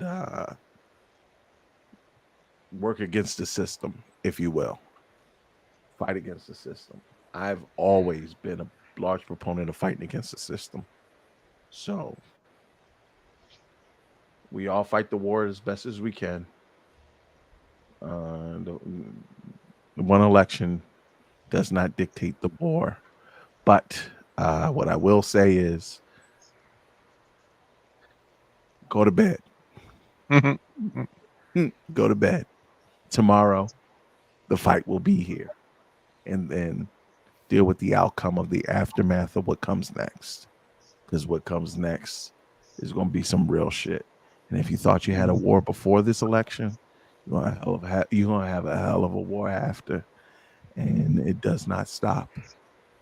You know, yeah. Thank you, Shana. Yeah, actually, already been real. But it's about to get real deep and real bad. So Mississippi is being called for Trump. Oh, okay. I'm not surprised in the southern states at all that he won the southern states. Texas is gonna forever be a red state. Child, I couldn't believe that your boy. What the boy name again? Cardi. What the boy? Who the boy? The senator. Somebody else said it. Who the senator? What are you talking about? Senator of what? Cruz. Cruz. Thank you, Cam. They ain't gonna never vote him out. Him or Greg Abbott. They gonna be there forever. He locked in too deeply with the people that want him in that position. Texas is still hurting because of it. It's crazy. Yeah. All right. Good night, guys. Good night, Cardi. Thank you, bro. And to Stitch, Sonora, Siren by Night, and Cam, thank y'all so much for rocking with your boy into the late night. Please get some rest. I will. This Thank will you for all having be me. here in the morning, and thank you for showing up and showing out as you always do. Have a good night. Sorry, y'all. I couldn't be nice. You're fine. Bye, y'all. Good night, y'all. Bye, guys. So it's just us. And so we're gonna keep rocking with what we got going. I am going to energy drink already, and I'm ready to wait this thing out. But our program here on the ground has been unlike anything else. Voters in Milwaukee have been enthusiastic, and they have turned out in early voting in record numbers. Mandela, I was actually covering your Senate race in 2022, and I remember well that huge Get Out the Vote campaign, especially among the Black voting groups in Milwaukee. And I remember at the time already, many of the families where Democrats were knocking doors, they were saying at that time already, we simply cannot deal with the grocery prices, that it's the economy, affordability that is the biggest issue. Do you think it really is on the Democrats here that this has not been solved for some of these working class families who are talking about just how hard it's hitting their wallet? I can tell you the problem has been greed. The problem has been rising costs because a lot of folks, a lot of business leaders have decided to raise prices on American families. And I can tell you that will only happen even more under a Donald Trump presidency. And that's a message we've tried to hammer home. And as the cost of living continues to increase, people like Donald Trump and his acolytes in the United States Senate have proposed cuts even to Social Security, which would make a difficult situation even worse for our seniors in this state and all across the country. And so it's a message that, of course, sometimes could use a little bit more refining when trying to pin the culprit when it comes to rising costs. We know it's happening. Everybody is feeling it. But the unfortunate thing is who to blame has been misplaced. And I don't think it is not even necessarily party. It is it has been the greed of some very wealthy individuals, the folks who will certainly be enabled by Donald Trump. And Mandela, one more question. I know that the Republicans had opened a community center in Milwaukee in a heavily Black neighborhood. And this is also part of the strategy, as we've been hearing, to win over some more Black men to the Trump side, to the Republicans. Is that something you've been seeing? That office has been there for a while. I live in that neighborhood. I cannot tell you a single time where I have seen people in there, whether it's staff or whether it's volunteers. That has been a dormant office. They put it there just to have it there, just to say they have a presence in the community. That's the same lip service that we get when Republicans are actually in office. It is lip service, pretending to have a presence, but not doing anything to actually engage the Black community. All right, Mandela, great to speak to you. Thank you so much for joining us again on BBC News. Thank you.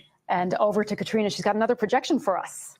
Indeed, I do. Now, we have another state projection to bring to you, and at this time, we are in a position to project the state of Colorado. The state of Colorado projected as a win for Kamala Harris and the 10 electoral votes that goes along with that. So what difference does that make to the race to 270? Let's have a look at our board there.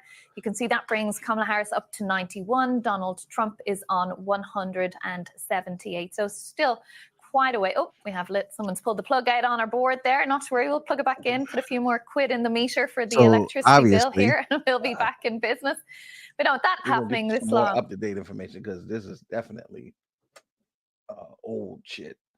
Try to get some new shit. 1988, Wisconsin had been a reliably state. Trump broke that streak in 2016 and turned it red.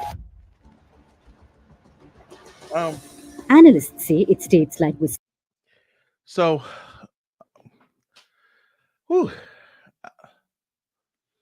I'm here.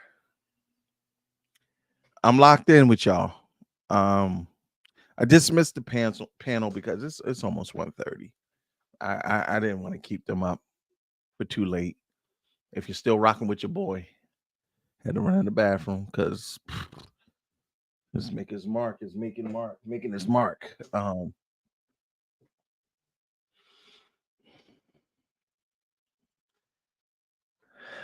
I am going to rock with you for as long as y'all rock with me. If y'all still up and watching the election coverage.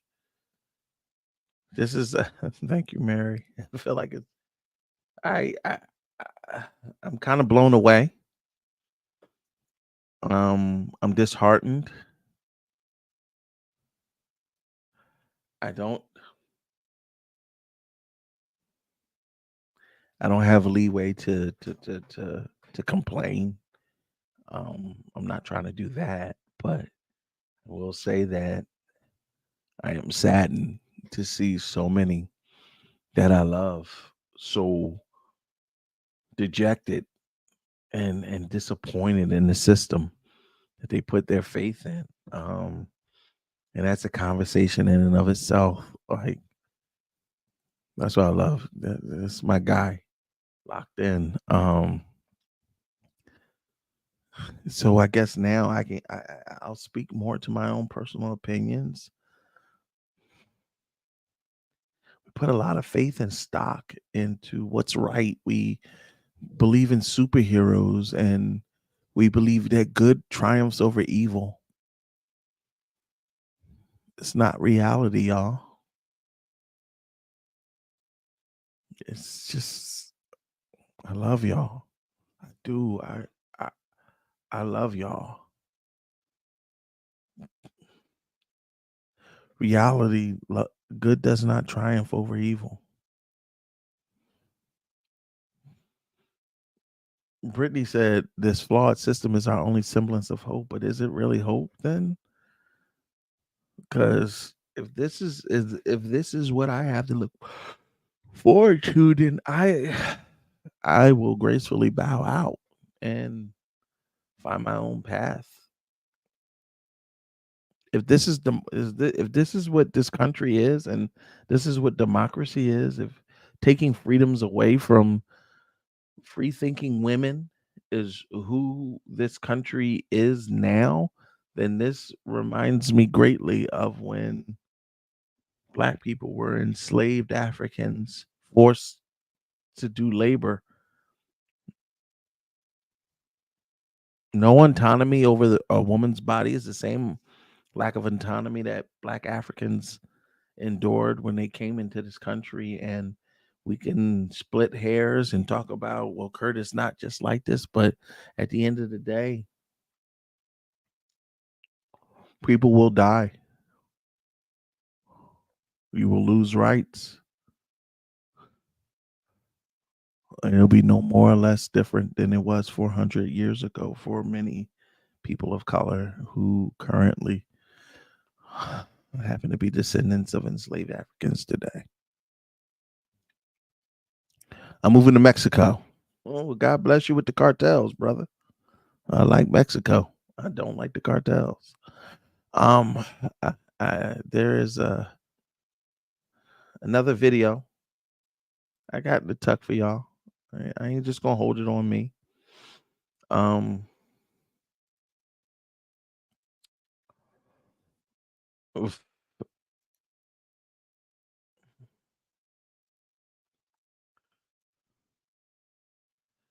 Let's talk about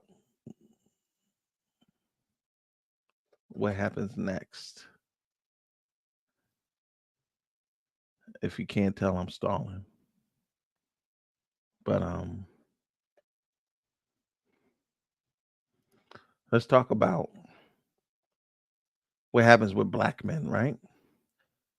Kamala recently visited Philadelphia and had a extensive conversation with black men. Oh, y'all can see that shit.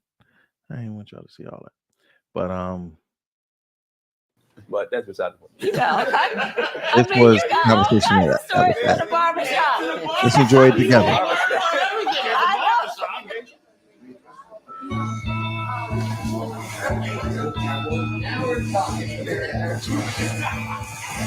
It sounds like somebody's pulling up. Clear up the misinformation about your background on criminal justice. I was probably one of the first elected prosecutors in the country to say we need to have reentry initiatives. And I designed from scratch and wrote out a program that focused in particular on young men who are arrested for drug sales. My policy was that we were not going to jail people for simple marijuana. And by the way, right now, I believe we need to just actually legalize the whole thing, and that's part of my platform. Yes, for sure. Shakur over here is a dean of students, and he works with our young people every day. I'm from Philly, born and raised, uptown to be exact. I've been in education for 10 years. I started off as a teacher's assistant in a school in North Philly. Only 1% of teachers in public schools are black men. Yeah, for sure. 1%. The statistics are if a black child has a black teacher by the end of third grade, they're like 13% more likely to go to college. To succeed. Wow. To go to college even. And part of actually my focus and agenda is what we've got to do to create incentives, which really are not necessarily incentives in terms of the will, but also we don't pay teachers enough. Right. Student loan debt is an issue, and thinking about how we create incentives to actually recruit and retain, because we know the benefit to overall society, and in particular to our children. The beauty of human nature also is that when you set a high bar and you give people the chance to reach it, especially starting with our children, they will go for it every time. Every single time. If you give a child from the beginning of their life all reinforcement that tells them they can be anything and do anything, and that they are loved and that they are special.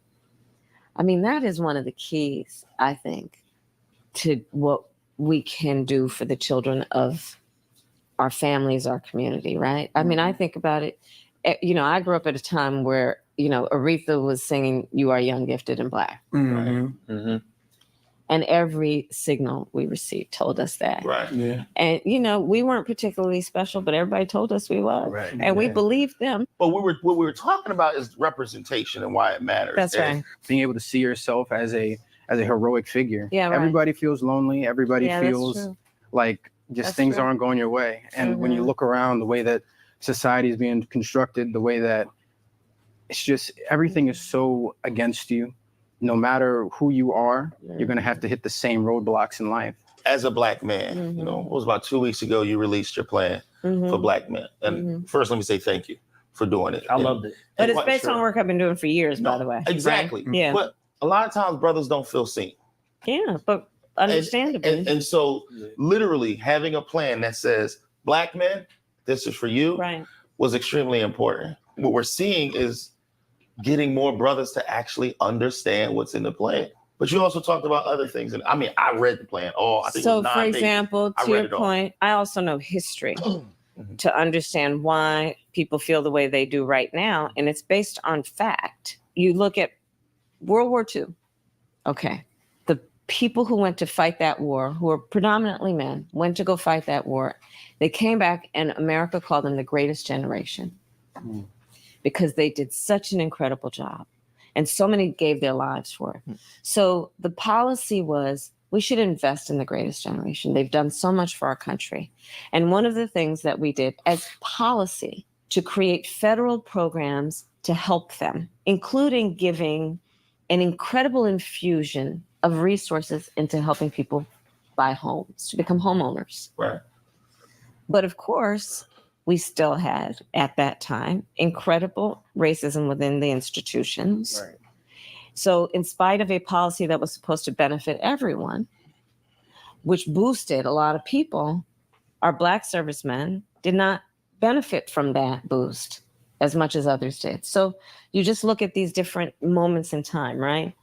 You look at redlining. I mean, it happened here in Philly. It happened all over the country, which is Black people who were ready to buy homes in areas where they could then build the wealth, right?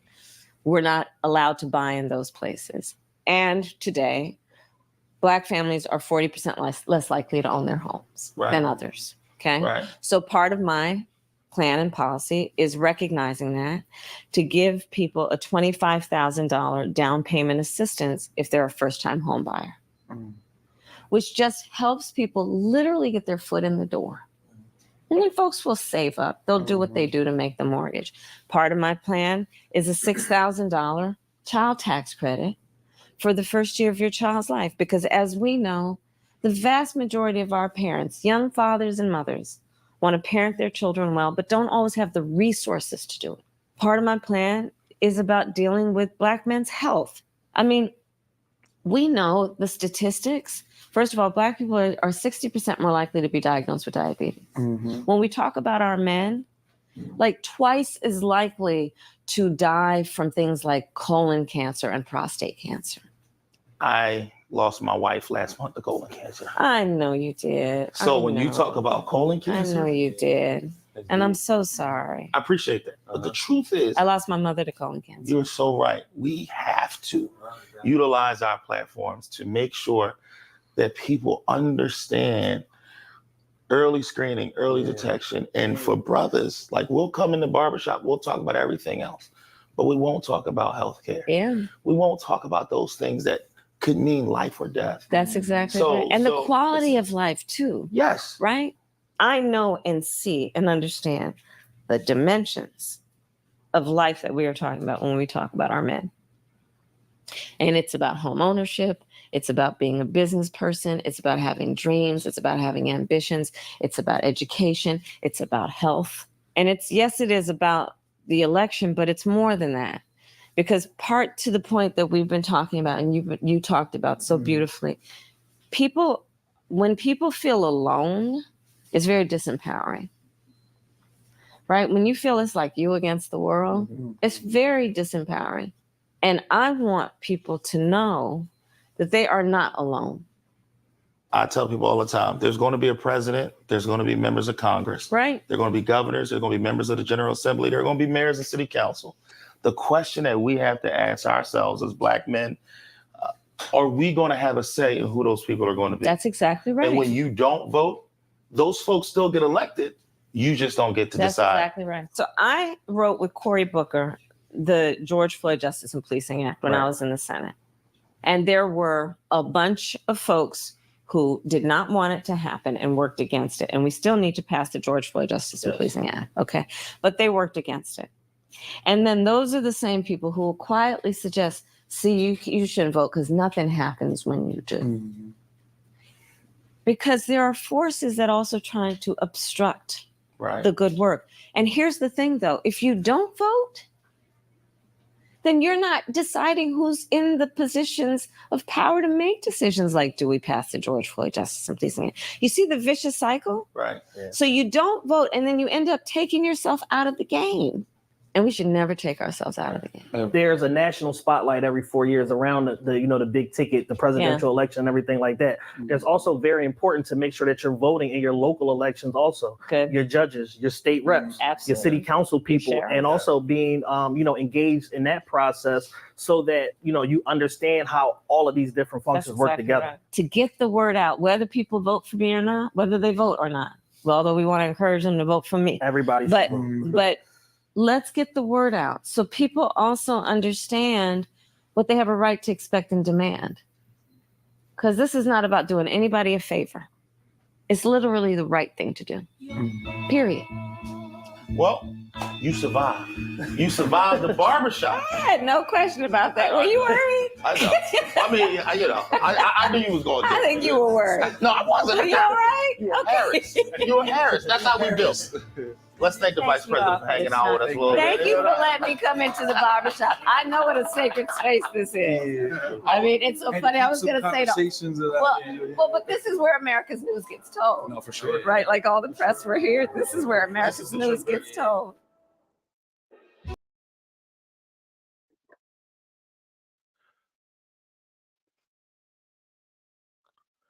Steve Murder says it's a shame that people are more worried about a black woman being president, that they don't realize that she is looking for freedom for every American, everyone who is going to benefit from her plans.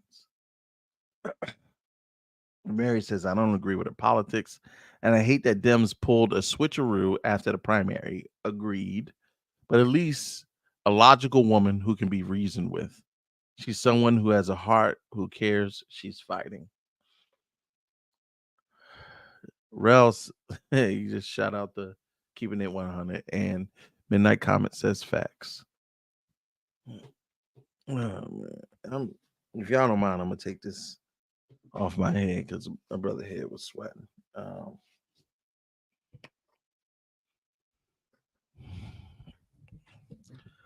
little bit less formal of a format at 1:40 in the morning.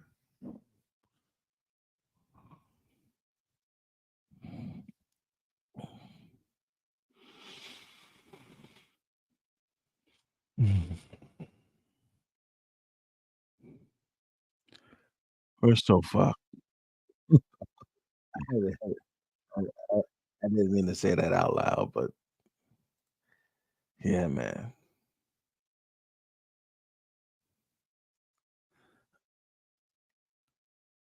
I don't really know what I don't know how much more I can articulate. Where do we go from here, right? As it stands right now,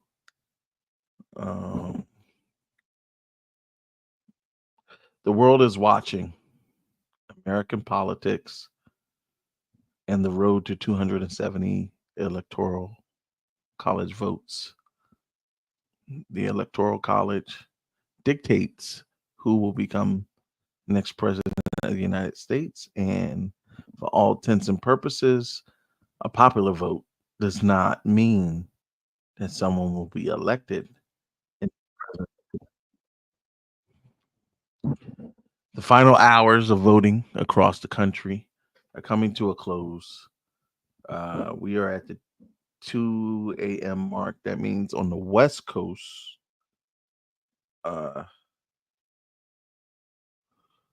things are coming to an end. Ironically, 226, Trump 219, California just came in.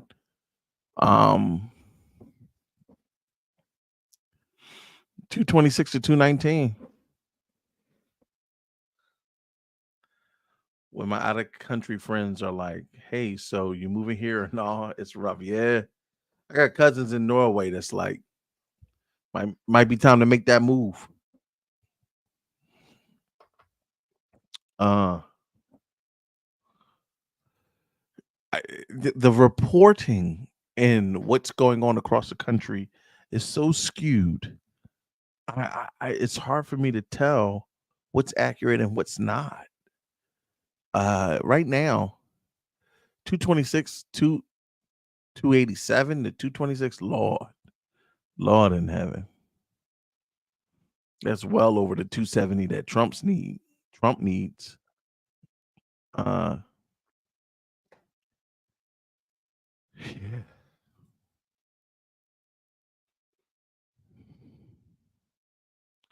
There's a lot going on. We're coming up on the 6-hour mark of our stream. I don't know if I'm going to go past 6 hours. It's Gorham Bush all over again, Tiff. You right. And I was there for that.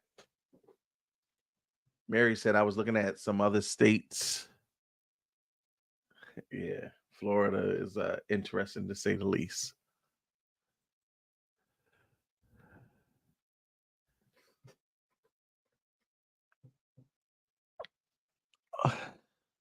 I love that y'all are up, engaged, and on the edge of your seat like I am.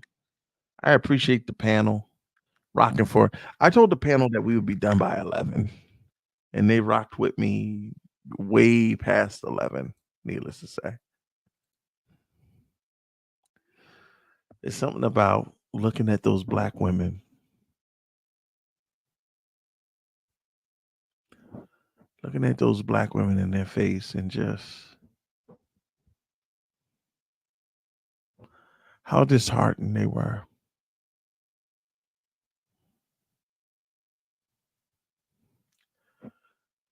Who is this country? Who are we as a people? I mean, we can talk. I can talk about what we promote and what we try to project as a network and journalistic integrity and trying to do our best to just state the facts, but sometimes right is right and wrong is wrong, and it just doesn't feel right. And unfortunately, it feels like wrong wins more often than right. And then who does right if wrong continues to succeed? It's the conundrum of the superhero, right? We love superheroes. We fucking love superheroes. But would they be superheroes without the villains? Can you have a true superhero without a supervillain? Is Batman still Batman without the Joker?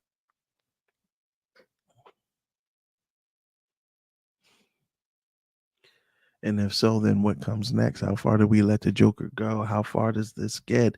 How far until it's too far and history repeats itself because we choose to ignore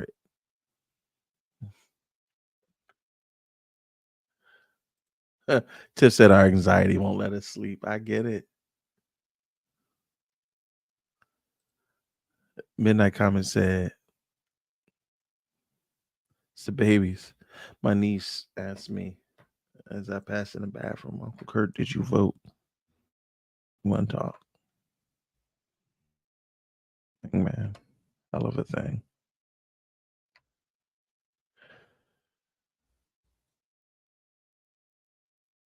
These elections are going to go to 6 a.m. Amen. Yeah, they are.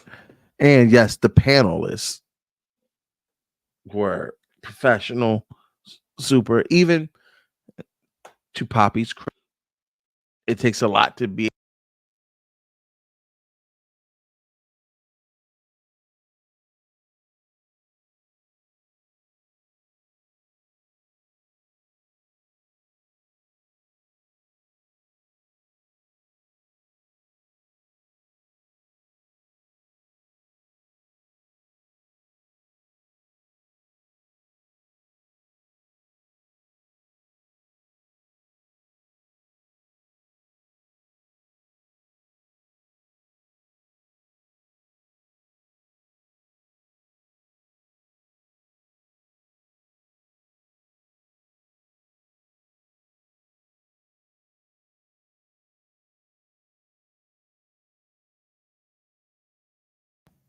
Sorry, I don't know if you can hear me now. I accidentally cut out part of it. There we go. Sorry about that. I'm back. I'm back in business. Hopefully, you can still hear me. Yeah, women in general, unfortunately,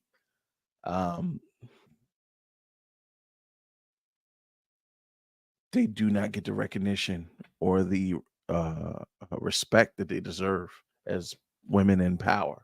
And this country voting for a woman, it's a crapshoot.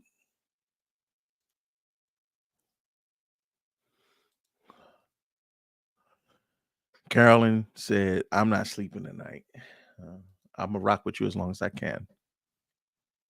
Tiffany Ann, who's still up, it amazes me she's still up, but I'm baffled, and my question is the big why. Why are we not showing up when it's most important?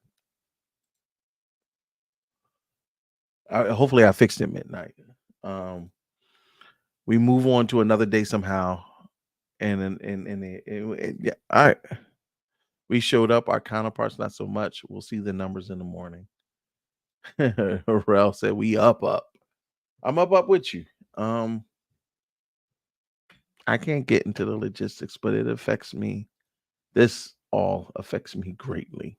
Like, it affects my life more than I could possibly impress upon you. And here we are. It's 2024. We have absolutely covered this thing 2 ways from Sunday. I'm looking at the election coverage right now. Tiffany Ann said, I don't think I can sleep. I've been crying for the last hour. Ashamed and embarrassed of our people. Yeah, baby. Yeah. I'm a little flabbergasted, taken aback. To think of who's celebrating tonight. Maybe PBS will be a little bit more. Let's get PBS up here. How confident are they that this is actually what is happening? And they have gone radio silent. I think they're all probably backstage preparing for what they hope to be this grand entrance that he is about to make. All right, William Brangham, stay with us. We'll come back to you shortly, I'm sure, there in Florida. Let's bring it back to the panel now. Kevin, kick us off here. We're in a very unique position here, we should stress, in which a number of people, maybe millions who are watching Fox, believe that this presidential race is over. We have not called that yet because Associated Press has not called it. No other network has called it. There are still a number of key states to be called. But what are your thoughts at this moment? Well, I think all the folks at the Trump rally are sort of going off of the information that they're getting from their main source of news, but they're also looking at the trend lines that they're seeing in all these other states as these numbers come in, and they feel confident that this is going to keep going in the right direction. I also think they probably feel a tremendous sense of vindication. So many of these supporters of Trump have felt written off, and they already have a lot of apprehension about mainstream media calls anyway, and they also a lot of apprehension about public polls. And a lot of apprehension and criticism of those who counted Trump out. So in many ways, I think what you're seeing there from folks at the rally is a sense of validation.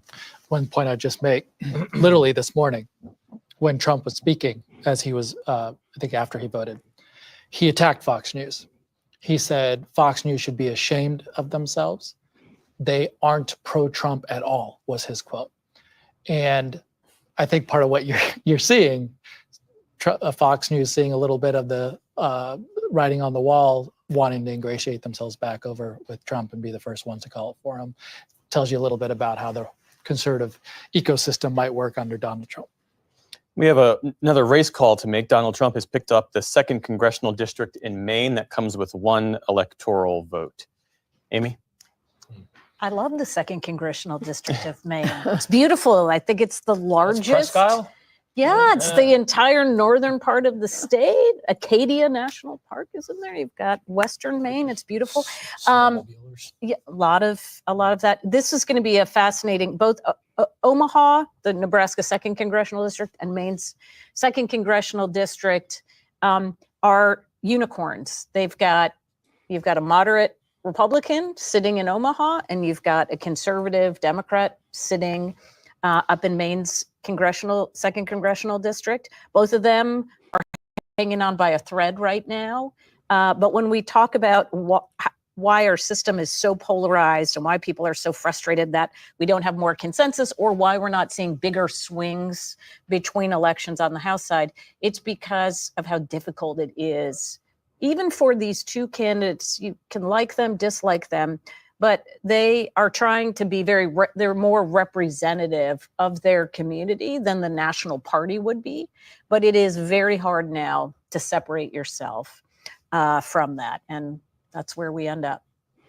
I see Lisa Desjardins has taken up her post by the super screen, which tells me we're about to learn something. Just in this Lisa? moment, I think it's an important moment to understand the math here of where we are with the Maine 2nd District, the county. I also share great love for that place on this earth, where we're at. So Trump, 248 electoral votes. Now, a state that we will not get results in anytime in the next half hour is Alaska, but it is assumed that those 3 electoral votes will go for Donald Trump. So let's just put that in there. That puts him at 251. Then you have, if Pennsylvania goes with its 19, that's it.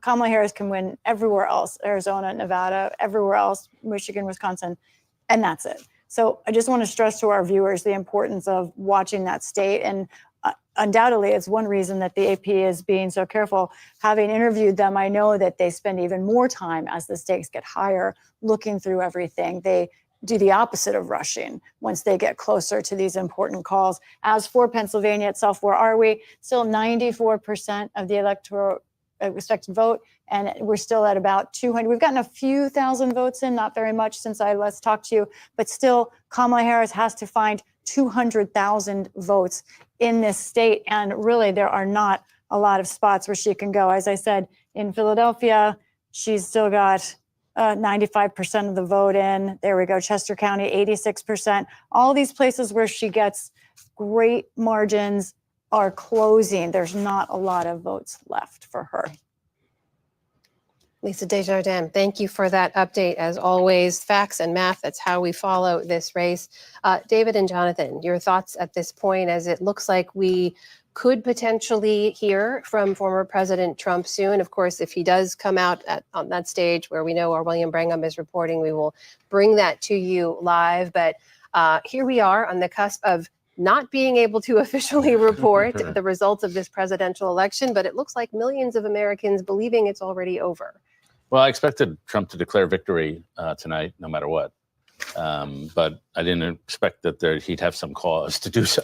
And so, but we're in the normal Trump world where, you know, I think a normal candidate would wait for all the networks to endorse, but he doesn't play by those kind of rules. So it's welcome to the future. Jonathan? Well, you know, I come to elections with a sense of humility, simply because, you know, polls don't vote, people vote. And so in elections, we finally get to hear what the American people have to say. And I've come to this election with an open mind, and I want to know what the American people have to say. What was it, 6 hours ago, I was mystified by what was going on.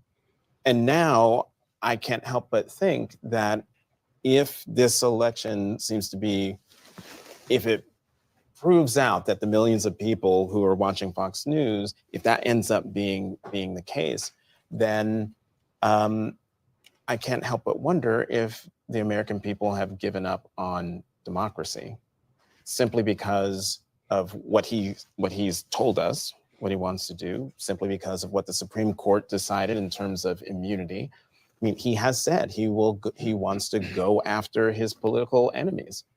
I am your retribution.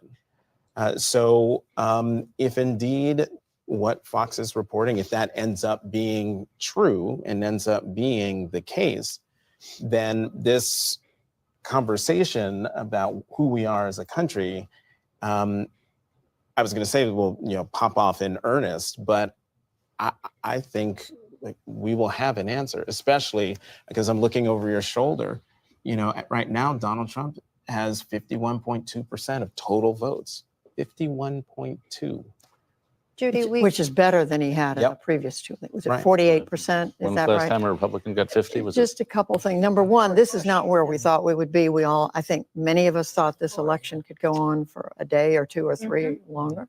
As David just said, here we are. We could be knowing the result within hours.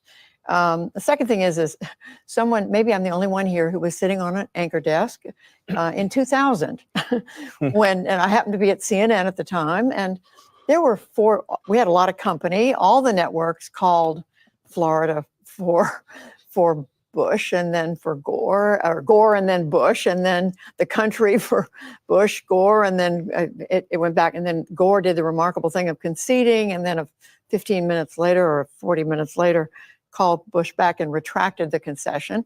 So we're not quite at that level of uncertainty, but I don't think there's anything wrong with waiting. I think I learned from that painful experience that it's better just to let the voters speak and see what happens. And we're going to know soon enough. I mean, we see where the arrows are pointing, but we don't know yet.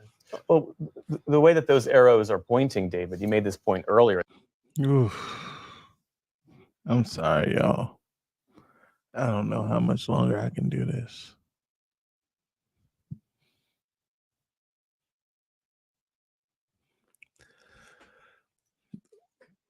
This is America. Surprise.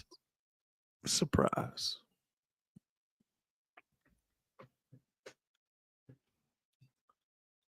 I don't know about y'all. It's 2 a.m.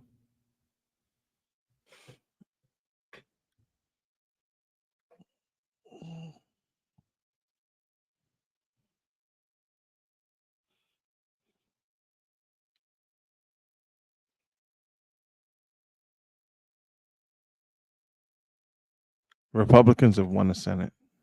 Thank you, C. Murder. Yeah, I think I'm done. I think I'm done for the night. Thank you for watching the stream.